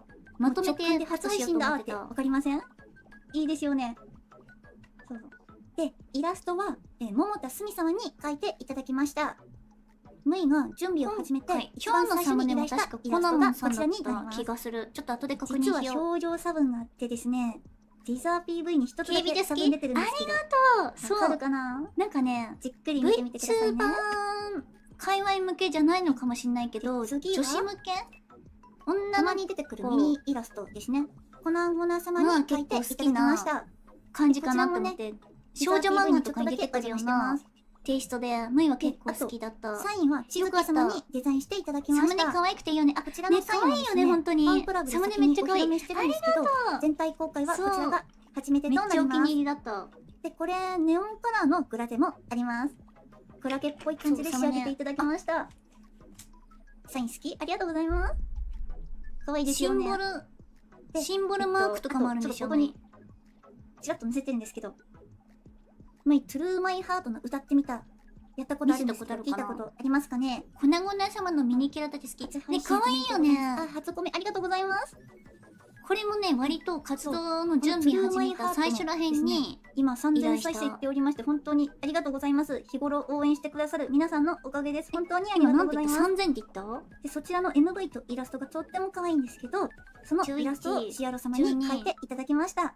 本当にありがとうございました。 11、12、1、2、3、連日ずっと聞いてる。 4ありがとうございます。 7ヶ月でちょっとお水飲みますね。 3000、時間やばいけどお水今飲みます。 6000再生ぐらいだっけ？ 3000、すごい。あれからさ、追加で3000増えたんだ。はいみんなが繰り返し見てくれてるおということでかげです。次に行きたいとそうたまにね、思います高評価がちょっと増えてるんですよ、微妙に。だから、みんなが見てくれてるおかげで、やっぱり新しい層に音届いてるって聞こえましたことだよ。ね。ありがとうございます。あ、そうだ、これね、速報だ。何の速報だろう、これ。ピロロのって音聞こえました？聞こえてるか心配だったんだよね。コメント欄とあ、今も順調に増えてるよね。ありどうやがとう、ら速報本当に。が届いているようです。いっぱい見てくれてるおかげ。見てみましょう。あとね、コメントとかもしてくれてるおかげ、本当に本日。午後9時、新人 VTuber 海月無意識の公式 YouTube チャンネルにて歌ってみた動画が公開される予定です。 1.2今回倍速投稿されるだからさ楽。曲は早いイ。マジナリーアフェア。泣き芸のオープニングテーマとして根強い人気を誇る一曲です。旅行の魅力を発信する活動を中心に行っている海月氏が、今回は自身の専門外である音楽分野に挑戦。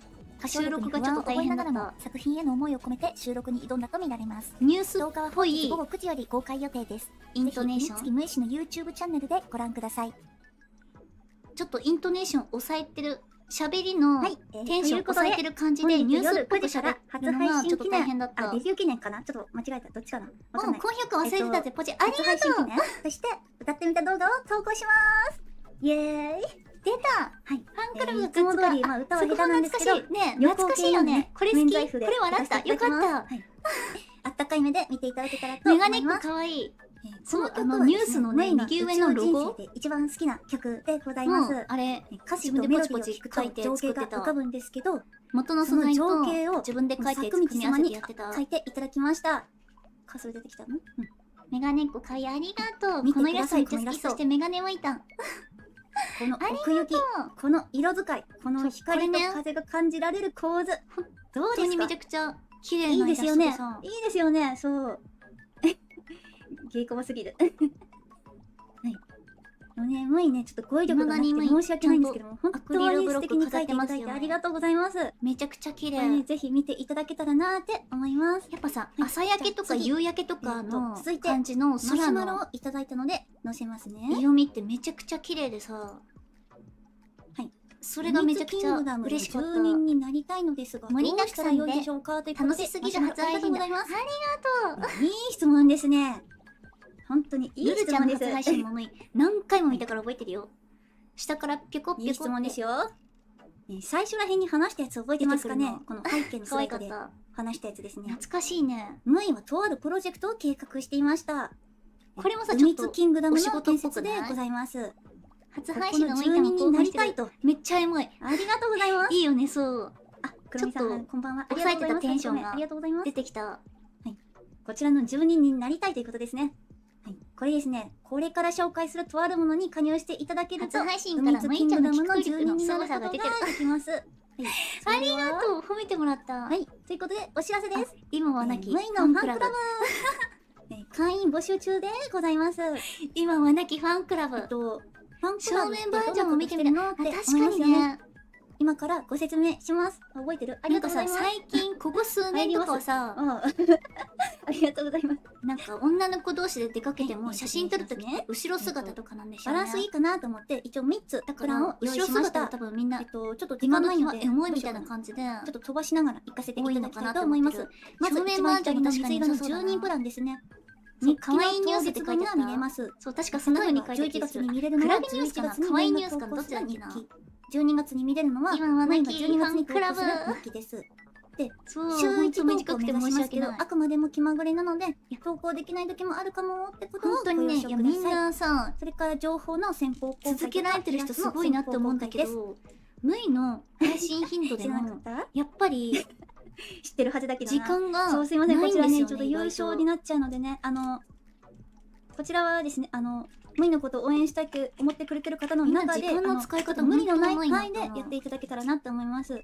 もちろん普段のコメントとか2ヶ動画と月に1か配信を見て回しかくれるだけでも十分本当に嬉しいので、こちらはプラスアルファで考えていただけたらなって2思います。時間のスタバ以外はさ、遊んでなくて、実は準備中にですね、500円のプランを開設していたんですけど、たまに動画見たりしてるんだけど、いろんな設定が金額そんな生活だからさ、こちらちょっと500円で開設、ほとんどその同じ金額で開活動に設することができませんでした。しかもそれでも時間足りなか501っ円でやろうとたからさ、したらですね、なんと金額設定を配信を毎日のようにやって申し訳ないんですけど、ファンクラブもこちら600円となっております。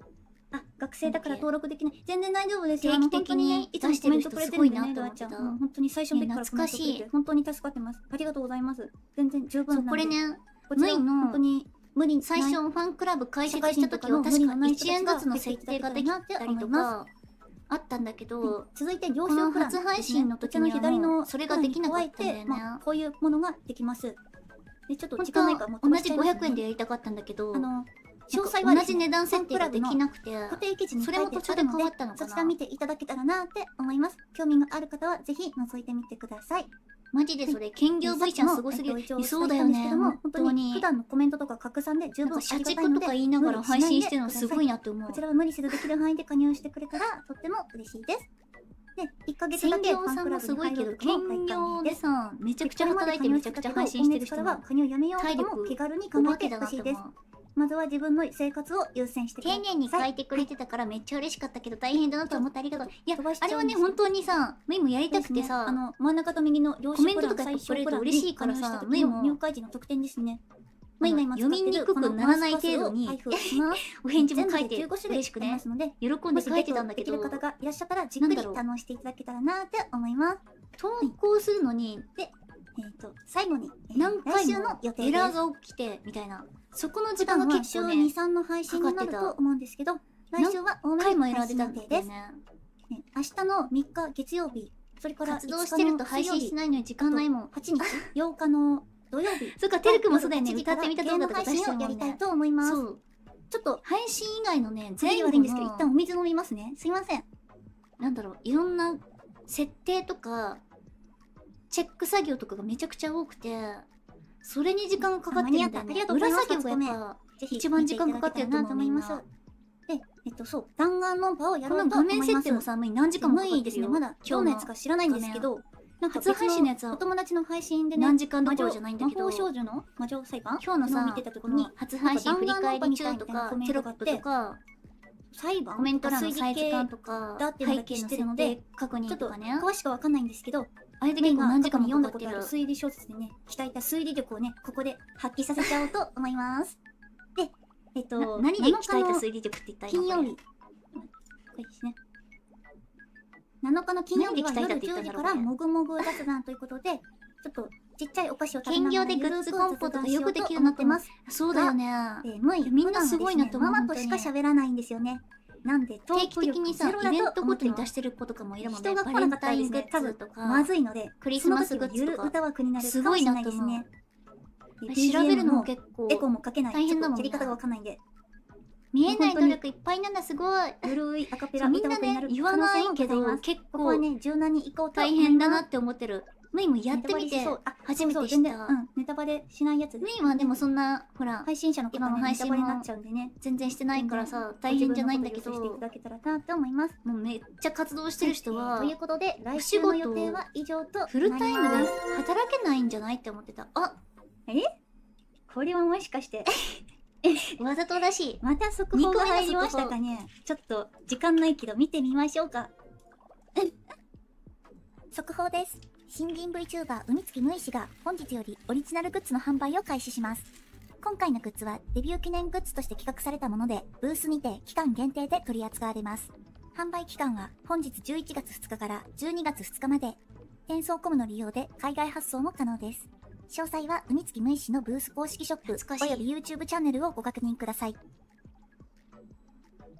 はい、ということで、海月むいデビュー記念グッズを販売しまーす。わーもうね、これの準備が本当に大変でした。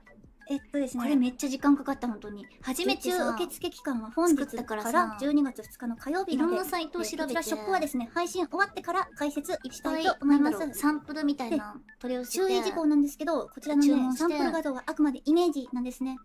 どの印刷会社さんの色味が好きかなみたいなのをあるので、結構チェックしてたんだよね。そこをご了承ください。ということで、各グッズの説明を順番にしていきたいと思います。このグッズ作るのかなり大変そう。まず一つ目、アクリルスタンドキーホルダーということで、初配信サムネのイラストをグッズにしました。あれだけどね。こちらはアクリルスタンドとして飾ってもよし、スタンドの差し込み自己満足の世界が折れたら、アクリルキーホルダーとして飾ってもよしです。形になるの嬉しいよね。逮捕された時の表情好き、そう。ハイライト消してね、ちょっとチラッチラみたいな感じにしてた。撮影時に取り外せるようにゴールチェーンにしました。むいちゃんお誕生日おめでとう。台座はですね、丸じゃなくて雲の形になります。嬉しい。イメージ画像なんですね。丸なんですけど、実際は雲の形になります。初配信の振り返りとお知らせ。今回はですね、こだわったので軽く雑談もしたないんですけど、お知らせはまだしてないな。YouTuber 人生で一度しかないデビュー記念のグッズなので、ちょっとこだわらせてもらいました。そう、すいません、ご了承ください。台座のね、なんか、文字の場所とかも2つ目、手書きメッセージ付きチェキ風カードということで、2種類ございます。こちらランダムで1枚が届きます。よく考えたら推理小説って物語を読んでこの2種類が自分で推理はしない形です。これは推理小説で培った推理力って言ったんだっけ？から送付します。確かにそうだね。推理小説は読むのが楽しいですね。でもこれが一番無意の中ででかいんですけど、適当なアクリルブロックでございます。この後9時から公開される歌ってみた動画に使用しているイラストですね。アクリルブロックとかすごいと思った。あ、そう。サイズの比率的にイラストの一部は入らないんですけど、イメージとしてだいたいこんな感じになります。イラストの良さを伝えたくて、これ切り取った立体感のやつがいいなと思って、こんな感じアクリルブロックにしたのや。で、本当はこのイラストもレイヤー分けされてて、本当に買ってほしいですね。納品時にすごい2センチの厚さにすることで得られる奥行きって感じてほしいって思ってます。そう、ぜひ、なんていうのおそろいにしましょアう。クリルブロックの印刷面も学生はね、ちょっと全部買うの厳しいですよ。ほんと高いから。けど、ね、ちょっと高くなってほんと申し訳ないんですけど、逆にちょっとちょっとどうしても奥行きが高くなっちゃいました。分かりづらくなっちゃったから、はい。単品購入よりレイヤー分300円けされてないオフに一層ださせてけの印刷いただきます。面のやつにした。ちょっとお高くなっそしたらちょうどよかった。申し訳ないので、ちょっとお値引きさせていただきました。で、フルセット特典としてデビュー記念の送使料のってみたイラストのポストカードがで付きます発送す。る気の使いようこちらが好き。直筆サインと一言メッセージを書いたそうね状態でお届け年します。末年始にちょうどかかりそうだこったからさ、れはイラストの全面が見れるように比率的に上下にお互い大変だもんね白い枠っていうんですかね、入ります。メッセージはグッズめっちゃよかったこの下の部分の白いところに書こうかなと思います。その何個かさ、自分でい事ろんな印前に刷所があって色味確ですね、認でさ、安くしようと思えばこのいろいろ方法あったんですけど、イラストのよく調べたらアクリルキーホルダー印刷が結構あるとか、印刷方式がデジタルに合わないとか、デザインに限りがあるとか、いろいろありまして、ちょっと今回はデビューたくさん持ってるということでこんな今お部感じに屋のどっかなりましたにあるんだ。けど、書き込みありがとうございます。ナルト大魔王様、初配信おめでとう。ありがとうごこのアざいます。クリルブロックすっごい綺麗ね、綺麗だよね、本当に。いや、ゲットしてくれてもしね、くれてありがと今後グッズうございます。作ることがあれば、ねちょ価格っと高かった重視のから、もうちょっと低価格申し訳ないなとは思ったんだけどそういうラインナップも考えようかなって思います。あただそれはまたちょっと見てくれるみんなと相談して決めたいかなって思います。でアクリルブロックはまたいつか再販しようと思うんですけど、安いちょっとねやつってなると、おそらく単価が上がっちゃうと思うので、気になってくれてる方は今回の購入の方がいいかなと思います。前に調べたんだけど結構ね、配さ、送料とかかかったり、安い、ピクシブファクトリーさん安いって思って、あ、これでいいじゃんって思ってなかなか一個一個の値段が高くなっちゃうと何円すいません。に、実際何円になるんだろうって思って調べたら、高くてさ、フルセットをご購入さ何円れた方からって書いいらっしゃらないてるのは多分と思うんですけど、何百一応個のロットで買ってる人抽選で1名様にキービジュアルイラストのアクスタをプレゼントします。これはちょっとキーホルダーそんなやり方なんだってびっくりしした。まあこれはさらっと流します、ね。むしろこの値段でいいのってなった。それからファンクラ最初ブのはね加入特典も用意しました。グッズを買っていただいた方で、フそうァンクラブに加入した場合は最ですね、初はね、やっぱりファンクラブ加入特典ってやつですね。頑張ろうって思って、直筆サインとお名前入りのチェキ風カードです。あんまりね、ちょっと表情は今悩考えみ中で計算とかもしてなかったんだけどどんな風に写真撮ろうかなって今考え中です。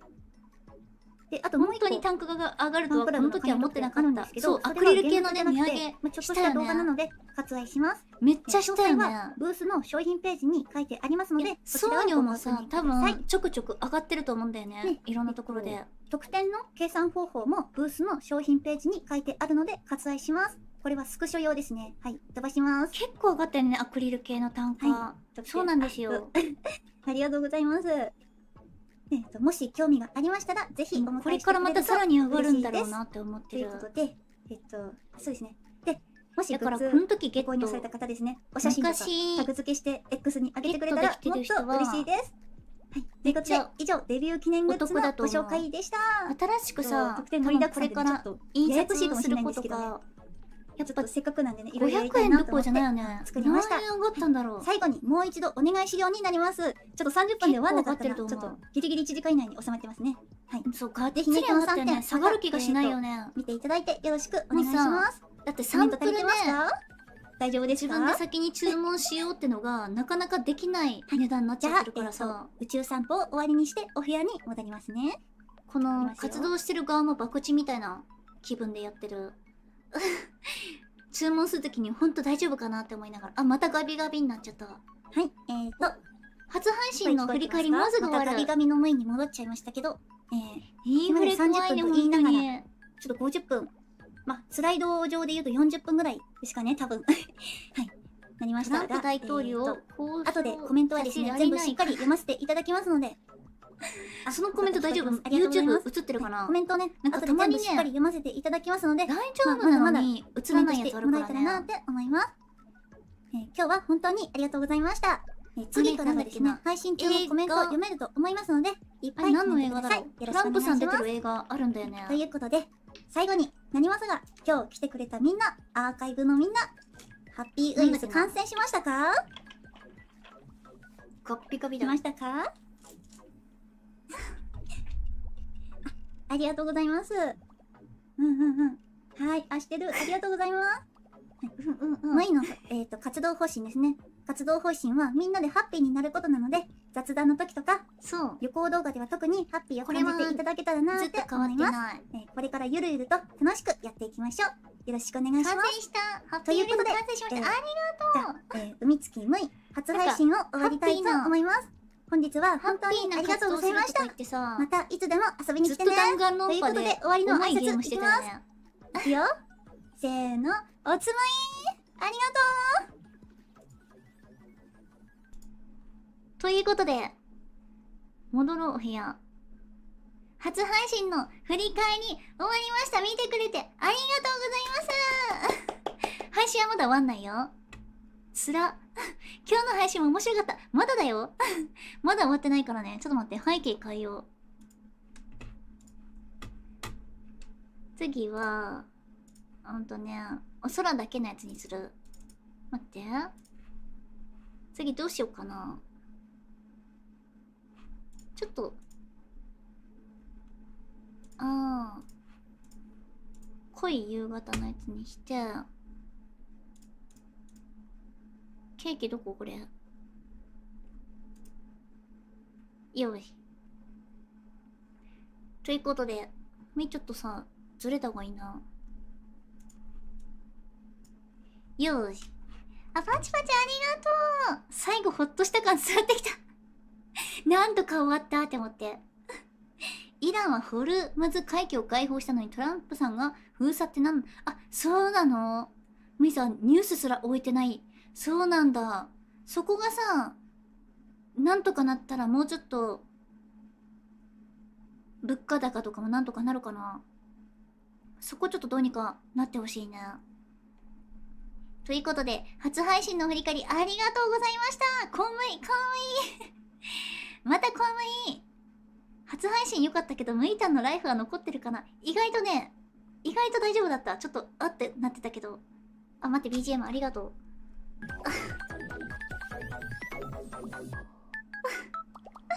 BGM うるさくないかな？大丈夫かな？あ、ちょっと待って。これか。ごめんなさい。多分でかかったよね。今、いつも通りの音量にした。どうだろう？ちっちゃいかな？大きいかな？そう、こんな感じでね、馬車じゃないバージョンもあるし、羽もさ、一応なくせるんですよね。自由自在。BGM もうちょっと下げた方がいい？こんぐらいかな？懐かしい気持ちで見れてよかった。ありがとう、一緒に見てくれて。あ、なんか言おうとしたのに忘れちゃった。なんだっけ？あ、そう。この時からムイさ、毎月の高熱と咳が続いてたから、この日か、この次の日の弾丸論破の1回目の配信かな？その時かな？にもう 38. 点何度の熱が出てましたね。あの時からだ。この日はちょっと体調おかしいなって思いながら確かやってたんだよね。懐かしい。そういえば初配信のスタンプありがとうね。見やすくなった。あ、よかったよかった。そうそうそう。ありがとう。見てくれたんだ。タイムスタンプあれ自分で打ってみた。いつもバトタンありがとね。そうだったの分からなかった。そう、まあ、今日体調悪いですよみたいなあんまり言わないもんね。そういえばみたいな。初配信見ると今のむいちゃんすごい成長してるって感じた。ありがとう。嬉しい。成長できましたか？まあね、パソコンが落ちてももう慌てませんからね。この画面があるからこの画面があるからむいはもう強いですよ。落ち着いて対応できる。こういうね、結構むい応用力はあるタイプなので、何かあったらちゃんとこうやって対策できるんですよ。最初から見てると思うと感慨深いな。ありがとう。ね、そうだよね。なんかムイもさ、なんかムイの周りのお友達の VTuber さんとかが最近1周年迎えたとか、そろそろ迎えそうみたいなのを見てると、なんか懐かしいなってやっぱ、最初の方から見てるとやっぱそのなんか嬉しさもあるよね。成長してる。昨日のタイトル5時って言ったのは内緒だ。ちょっとね、文字は打ち間違いは多いんですけど、まあまあまあ、それは失敗には入らないとしよう。あれ、そうだ。お知らせするんだった。どれだ？これケーキだ。パソコン値 RTA 大会あったら優勝できそう。それさ、みんなさ、落ちすぎてもう状況がわかんないみたいな、そんな、はちゃめちゃな大会になりそう。みんなで、落ちろ落ちろ落ちろって応援がありそうだな。1周年は盛大に祝いたい。ありがとう。いいね。あと何ヶ月？あと5ヶ月くらいか。今日7ヶ月、明日か7ヶ月。あれ？むい。明日だ。あと、じゃあ、3たす2、あと5ヶ月だ。いいね。さすがにさ、5ヶ月で 3D モデルは作れなさそうだな。さすがにね、ちょっと勉強からスタートするし、今もパソコンがジーって言ってるし、パソコン持つかな。そうだそうだ、お知らせしよう。そう、アーカイブをね、一部カットするって言ってたんですけど、もちろん悪いお知らせじゃなくて、さっきみたいなその著作権の問題とか、ちょっとそういう件の問題で、ごめんなさい、今なんかイントネーションおかしかった。そういう感じの問題でアーカイブカットしようって思ってたから、大丈夫だよ。作れたらすごいけどパソコンがやられそう。そうだよね、そうそう、それなんですよ。それが怖い。ノートパソコンとかでできるのかな。親がノートパソコン持ってるから親のやつで作ろうかな。あれ、待って、どこだ？ちょっと待ってね。じゃあ、お知らせ。あ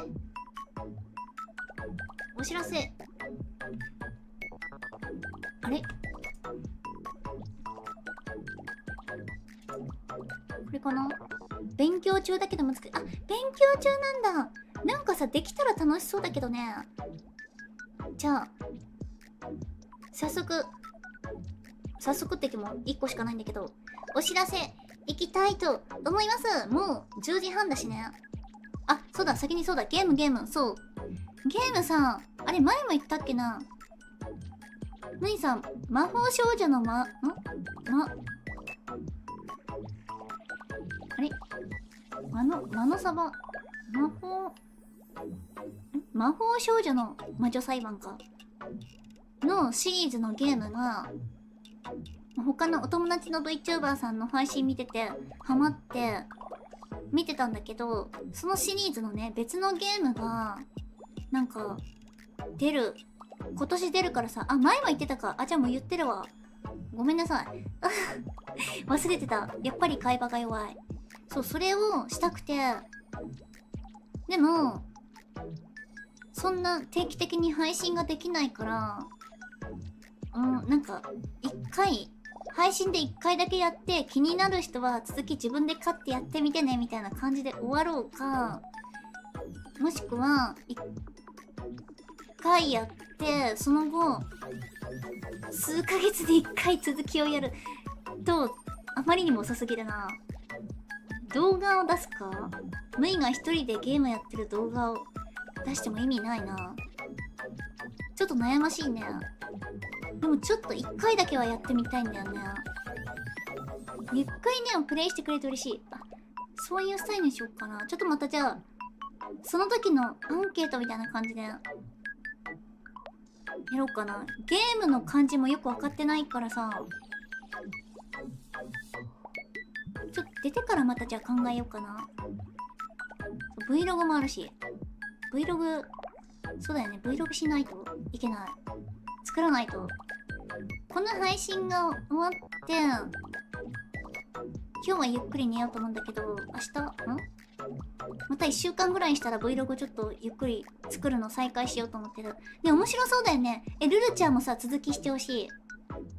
なんだっけ、2つぐらい出てるんですよ。あ、まだ出てない。2つぐらい出るんですよね、そのシリーズのやつが。それが気になってる。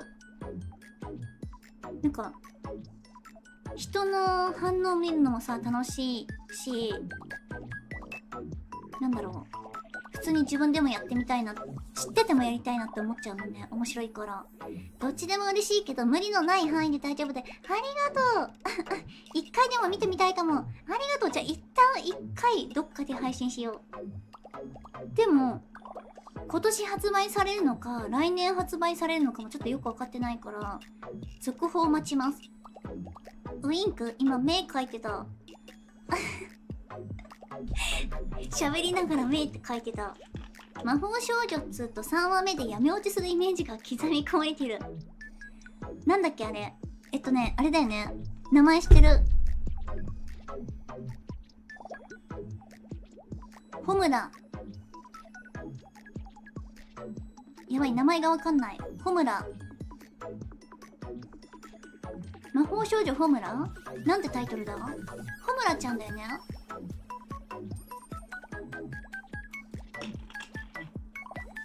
ちょっと見たことあるよ、アマプラで。すごい有名だったから。有名だったのにタイトル忘れちゃったな。魔法少女ホムラ？なんて名前だっけ？あ、窓マギ。窓かマギかだ。思い出した。全然違った。主人公がまどかちゃんか。ホムラちゃんが黒髪か。すいません。お知らせいきたいと思います。ね、じゃん。急に始まったお知らせ。まどかまいいかだったね。間違えました。ごめんなさい。ということで。待って、もう一個かぶってるな。こ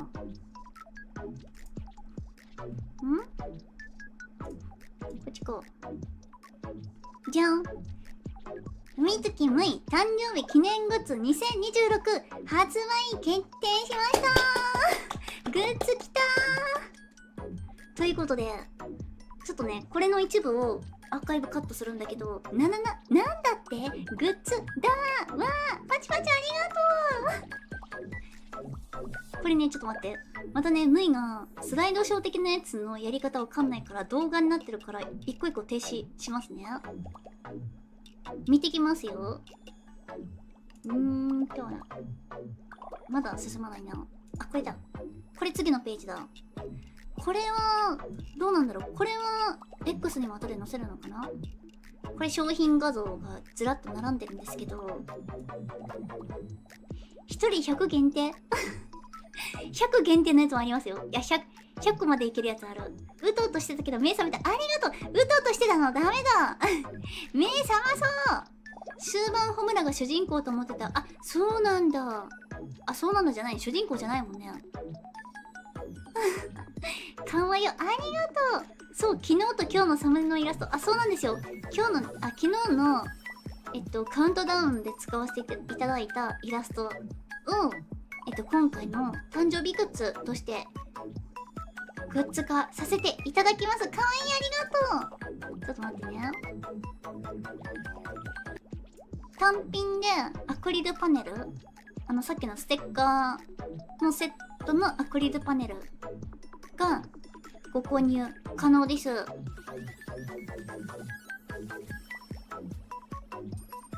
むいさん、かわいい言いたいけどチンプになりそうで言えないいっぱい言って全然大丈夫だよ。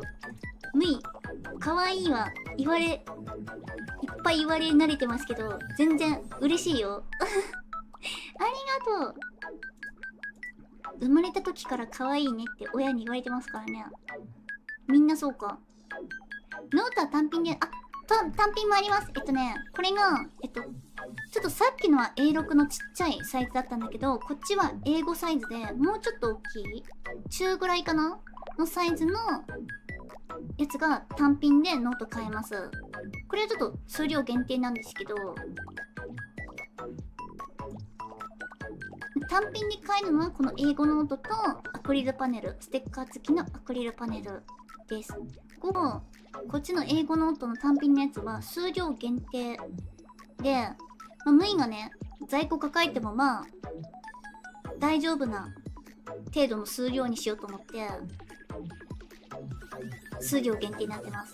アクリルパネルは受注生産にしようと思って、これはね何かしら受注生産のものも出そうと思ってアクリルパネルは受注生産にしました。ということでまだページは公開してないけど URL じゃないな QR コードもあります。こんな感じで、待ってね。待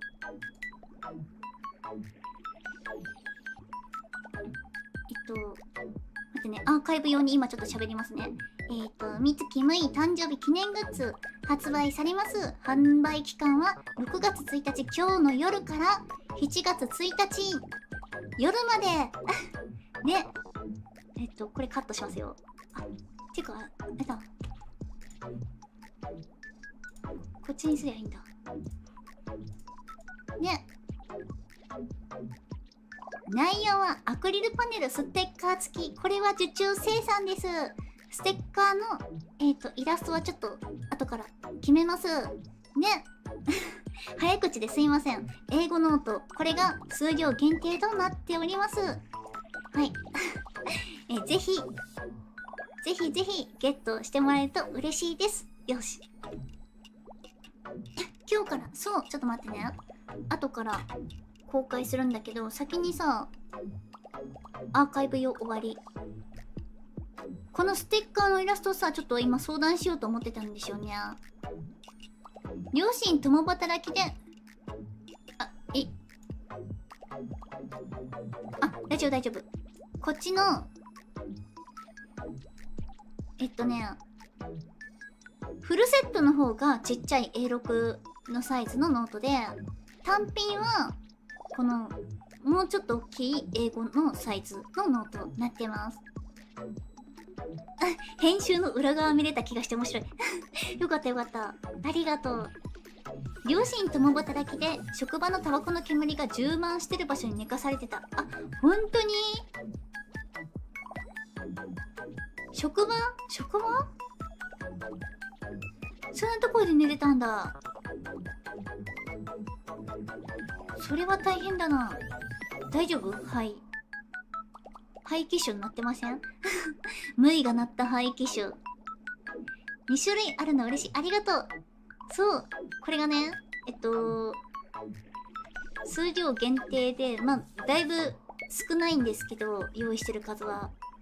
無意が、在庫になっても大丈夫な程度の量にしたので、もしね、本当にゲットしたい方は、ちょっと早めにご購入をお願いします。でもね、多分大丈夫だと思う。眠ってるバージョンもいいね。そうそうそう。これね、ちょっと、ニコってして、目閉じてる。なんて言えばいいんだろう。目閉じてる。こっちは、この、普通の口っていうの？こんな感じ。アクリルパネルがね。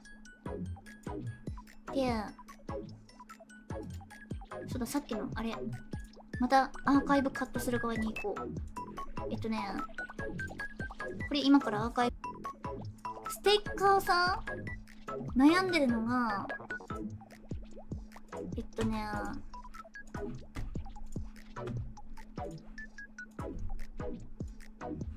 でかっ。候補が、この半年記念の時に使った、このイラストか、今回のイラスト？ちょっとすいません、右下ちょっと関係ないやつ入ってるんだけど、これニコッとしてるね。ニコッとしたやつでいいか。これか、どっちがいいかなって思って。どっちが可愛いんだろう。アンケート機能とこれやり方。これか。半年記念。待ってね。半年記念。誕生日記念。2個。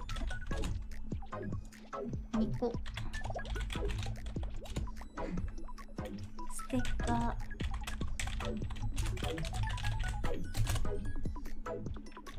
っちかな。よし。はい、アンケート送れたかなこれ。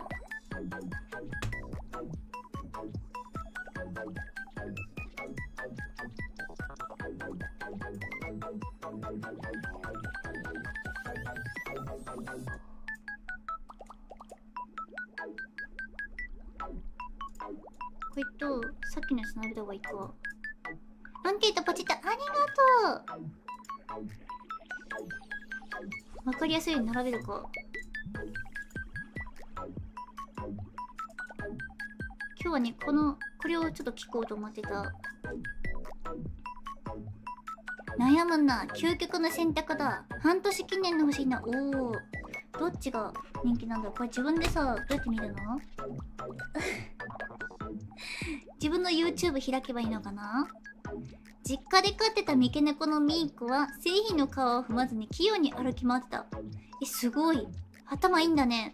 前世人間じゃないそれ。待って。やばい。これさ、アンケートって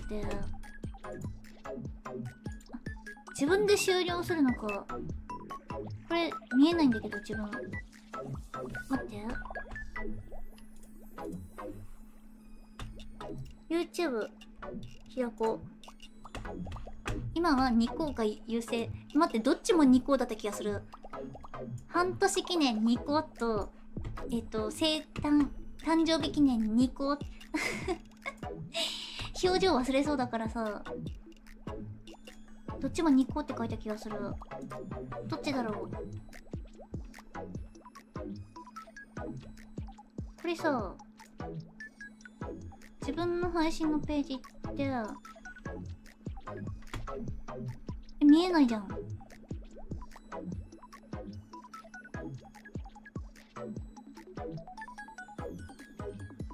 後から待って、見えるかな。バレたか。バレてますね。これ半年が優勢。あ、そうなんだ。ありがとう。やっぱあれかな、使ってるのが少ないからかな。贅沢言うとどっちも欲しい。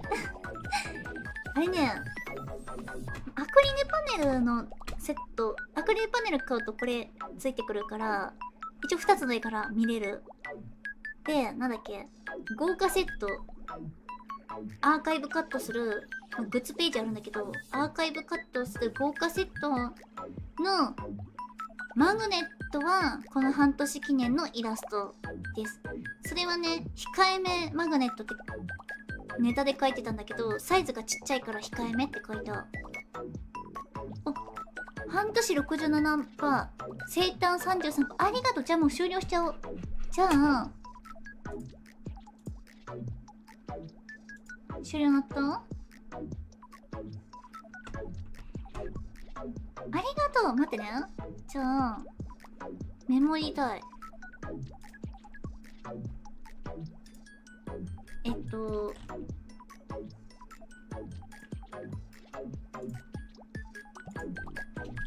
テッカー、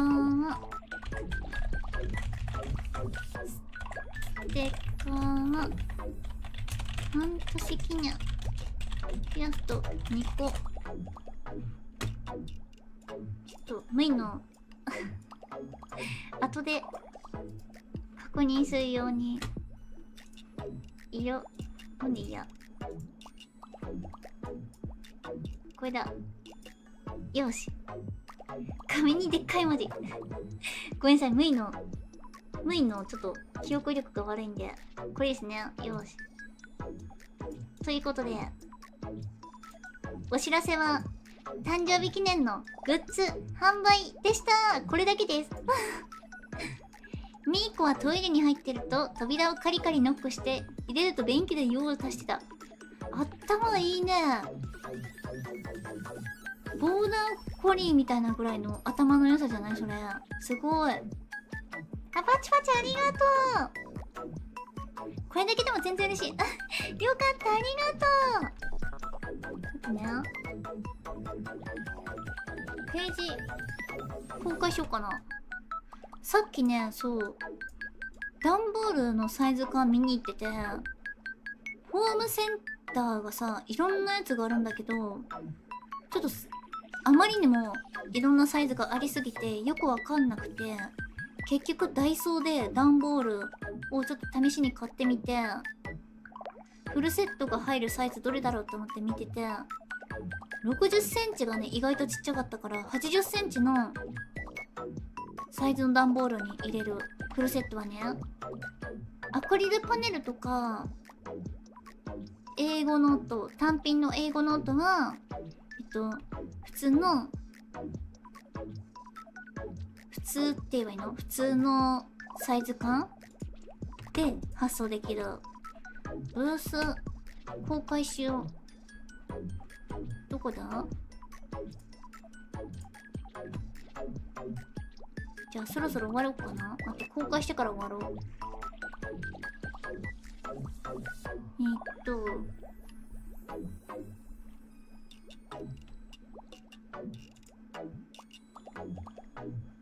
これできたかな。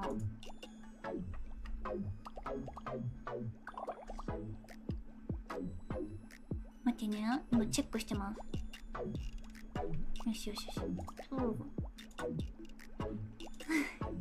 配信中にちょっとやっちゃってる。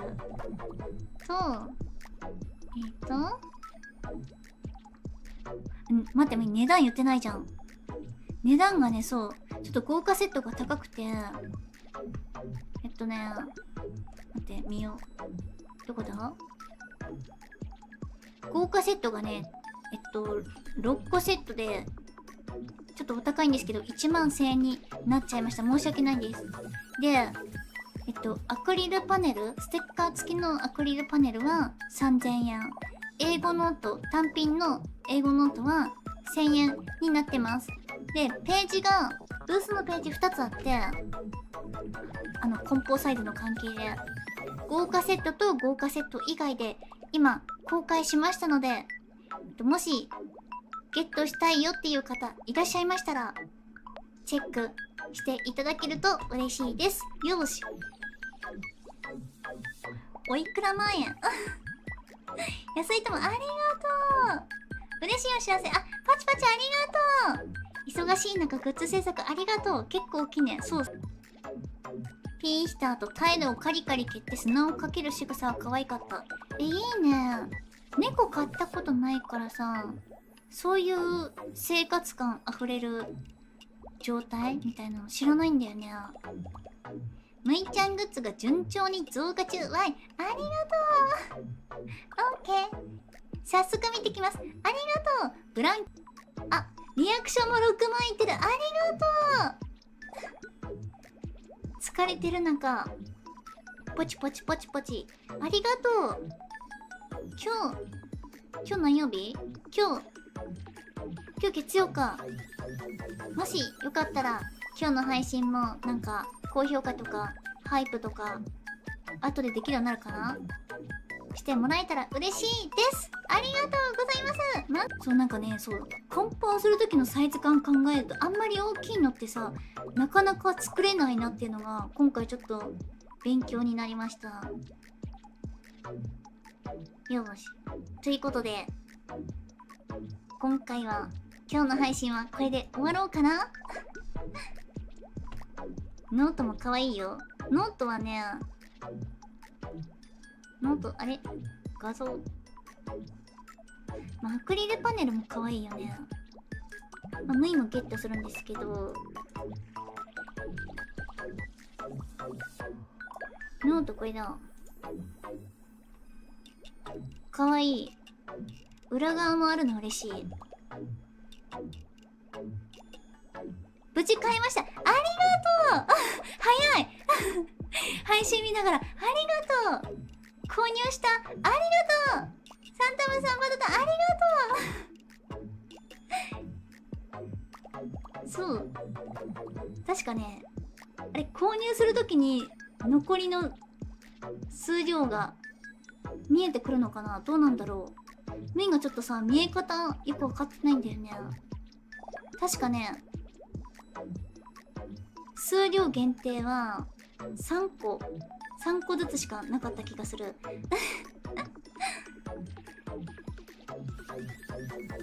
そう、メインのね、手元に残っても、まあ、3個なら何年かかけて使えるなって思ったから。おっぱいマウスパッド出して、そう、それさ、調べたんだけど、なんかさ、難しそうだった。よくさ、わかんなくて。しかも、ムイの場合は、結構平べったくなりますからね。これ持ってますよ。今日見えないな、あんまり。持ってるから、あれさ、だいぶなんかすごいことになるやつだよね。VTuber 界隈ではよくあるやつ。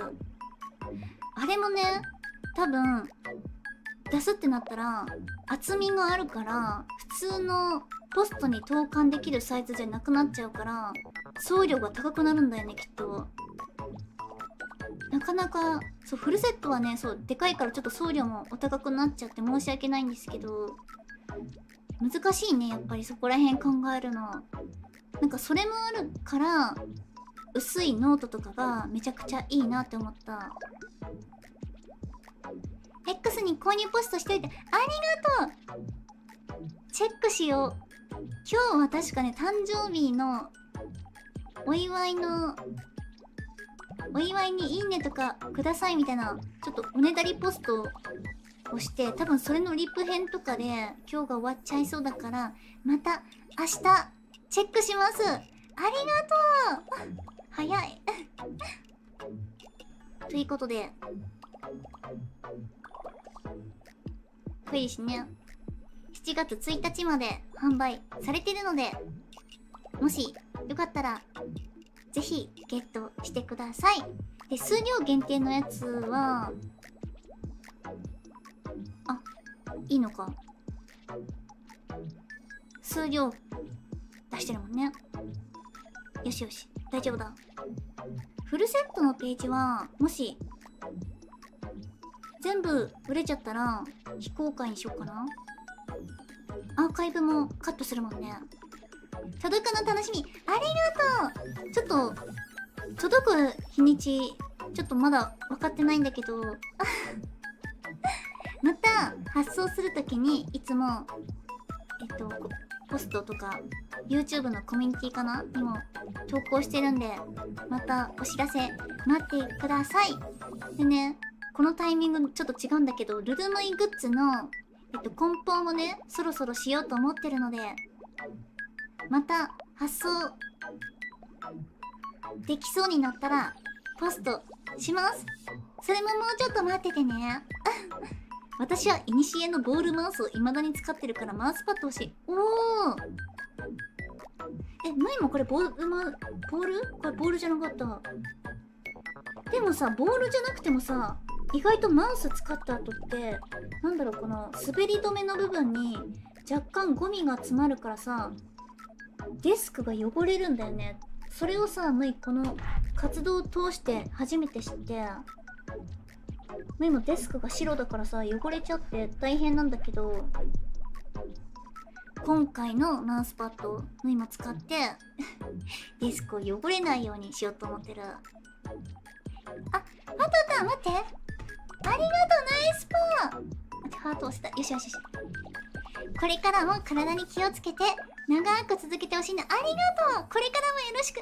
ナイスパー、ありがとう。そう、ちょっとね、配信はなかなか少ないけど、ゆるく長く続けていけたらいいなって思ってる。ありがとね、本当に。全然配信しないのにこうやって駆けつけてくれて嬉しいです、とっても。ここもカットでここもカット。これさ、なかなかできるかなでもサンクスカード書くからねこれはカットできない気がするな。セリアの500円マウスとマウスパッド使ってるから、マウスパッドありがとう。あ、そうなんだ。セリアにマウスパッドあんの？それ初めて知った。そんな値段でマウスとかもあるんだ。すごいね、日本だけど。全然安いと思う、それ。家電量販店とかでもさ、普通に2000円とかはするよね。すごっ、セリア。よし。ということで、今日は終わろうと思います。あ、ちっちゃい。あ、なるほど。ちっちゃいからか。ちゃんと使える。いいね。ちょっとだけでもさ、汚れない範囲があるといいよね。しかもさ、メインのテーブルも白いけど、明るすぎると反射して、なんかね、マウスが反応しにくいんだよね。あ、待って待って。サンタムさんありがとう。ナイスパー。お誕生日おめでとう。そうだ、今日誕生日だった。ありがとう。ナイスパー。嬉しいです。お祝いありがとうございます。改めておめでとうございます。グッズ可愛すぎ。あ、つんぽさん来てくれてありがとうございます。昨日も夜中ありがとうございました。そう、グッズが出ました。誕生日なんでね、せっかくだからと思って割と急遽用意しました。次の配信タイムアウトですね。タイムアウトってなんか聞いたことあるけど、やり方とか知らない。どこで操作するのかもわかんない。どうするんだろう。編集大変そう。ほんとだよ。なんかさ、一度にまとめて確かやらないとおかしくなっちゃうから、この時間分全部チェックしないと。よし、じゃあそろそろ終わろう。ムイのアーカイブカットのために長くしたらやばいことになっちゃう。よし、じゃあ終わりますよ。ねえ、最後真ん中行こうか。にゃん。でかくしよう。でかすぎた？ということで、今日はムイの、誕生日記念のお配信じゃないな。ムイのお誕生日記念の配信に来てくれてありがとうございます。楽しいお誕生日会になりました。みんなのおかげです。デビューから約7ヶ月。デビュー前から数えて1年くらいの人もいる。長い間応援ありがとうございます。これからもよろしくお願いします。あ、もうすぐで7万。ほんとだ。じゃあ7万を見届けよう。かわいいかわいい。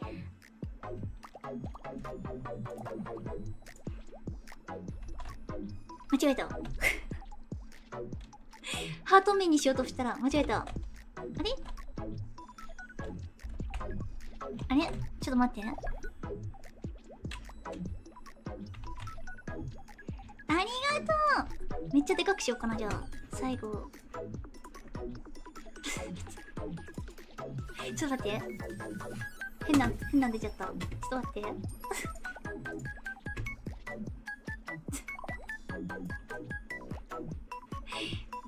見てないね。見てない。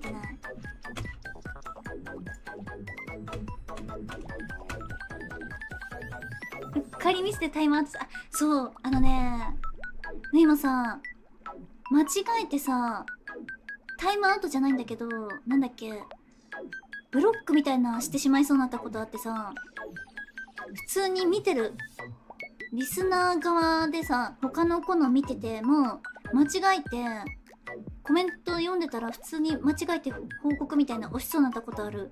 あれ良くないよね。ちょっとさ、場所が同じ場所にあるから間違えて押しちゃうんだよ。イエーイガチ恋キャリ助かる。かわいいかわいい。ありがとう。おつむいでした。新たな1年楽しんでありがとう。今日からまた1年よろしくお願いします。こちらこそ楽しかった。ハッピーバースデーむいちゃん、ありがとう。改めておめでとう。改めてありがとうございます。そこで間違えるのさすむいだ。本当に間違えちゃった。急に出てきた。びっくりした。なんか出てたね。あ、はるかでちゃんもありがとう。7万目、7万超えおめでとう。ありがとうございま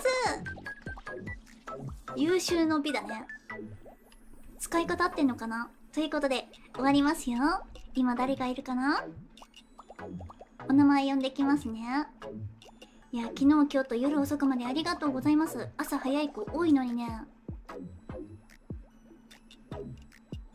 8万まで待ってて8万いく ?8 万。8万大変だぞ。お名前呼んでくよ。つんぽさん来てくれてありがとうございました。おつむいです。またよかったら遊びに来てくれると嬉しいです。パトタンも来てくれてありがとう。リアクションボタンポチポチありがとう。おつむいです。はるかでちゃんも来てくれてありがとう。昨日はね、寝落ちするぐらい眠い時のにありがとうございました。おつむいです。てるくんもありがとう。おつむいです。しょうくんくんもありがとう。改めてお誕生日おめでとう。ありがとう。おつむいです。くろひょうさんもおつむいだよ。ありがとね、本当に。また遊びに来てね、おつむいです。あ、みおなちゃんもありがとう。おつむい。ゆっくり休んでね。サンタムさんもありがとう。おつむい、おやすみ。あ、ルナちゃんもありがとう。おつむい。なんかさ、パソコンから見るとさ、クラゲの絵文字が青色じゃなくてオレンジ色でタコに見えちゃうんだよね。いつもちょっとそれどうしよう困ってるんだよね。でも色味は可愛い。暖色だからいっか。可愛い。ありがとう、クラゲの絵文字も。おつむい。ということで、ロム線の方もありがとうございました。おかげで楽しい誕生日配信迎えることができました。もう今これからまたお腹が空いたのでアイスを食べようと思います。みんなもなんかお腹空いたら食べてゆっくり休んでください。明日からまたお仕事、学校、お休みの方は体力蓄え、ファイトだ。おつむい。またねー。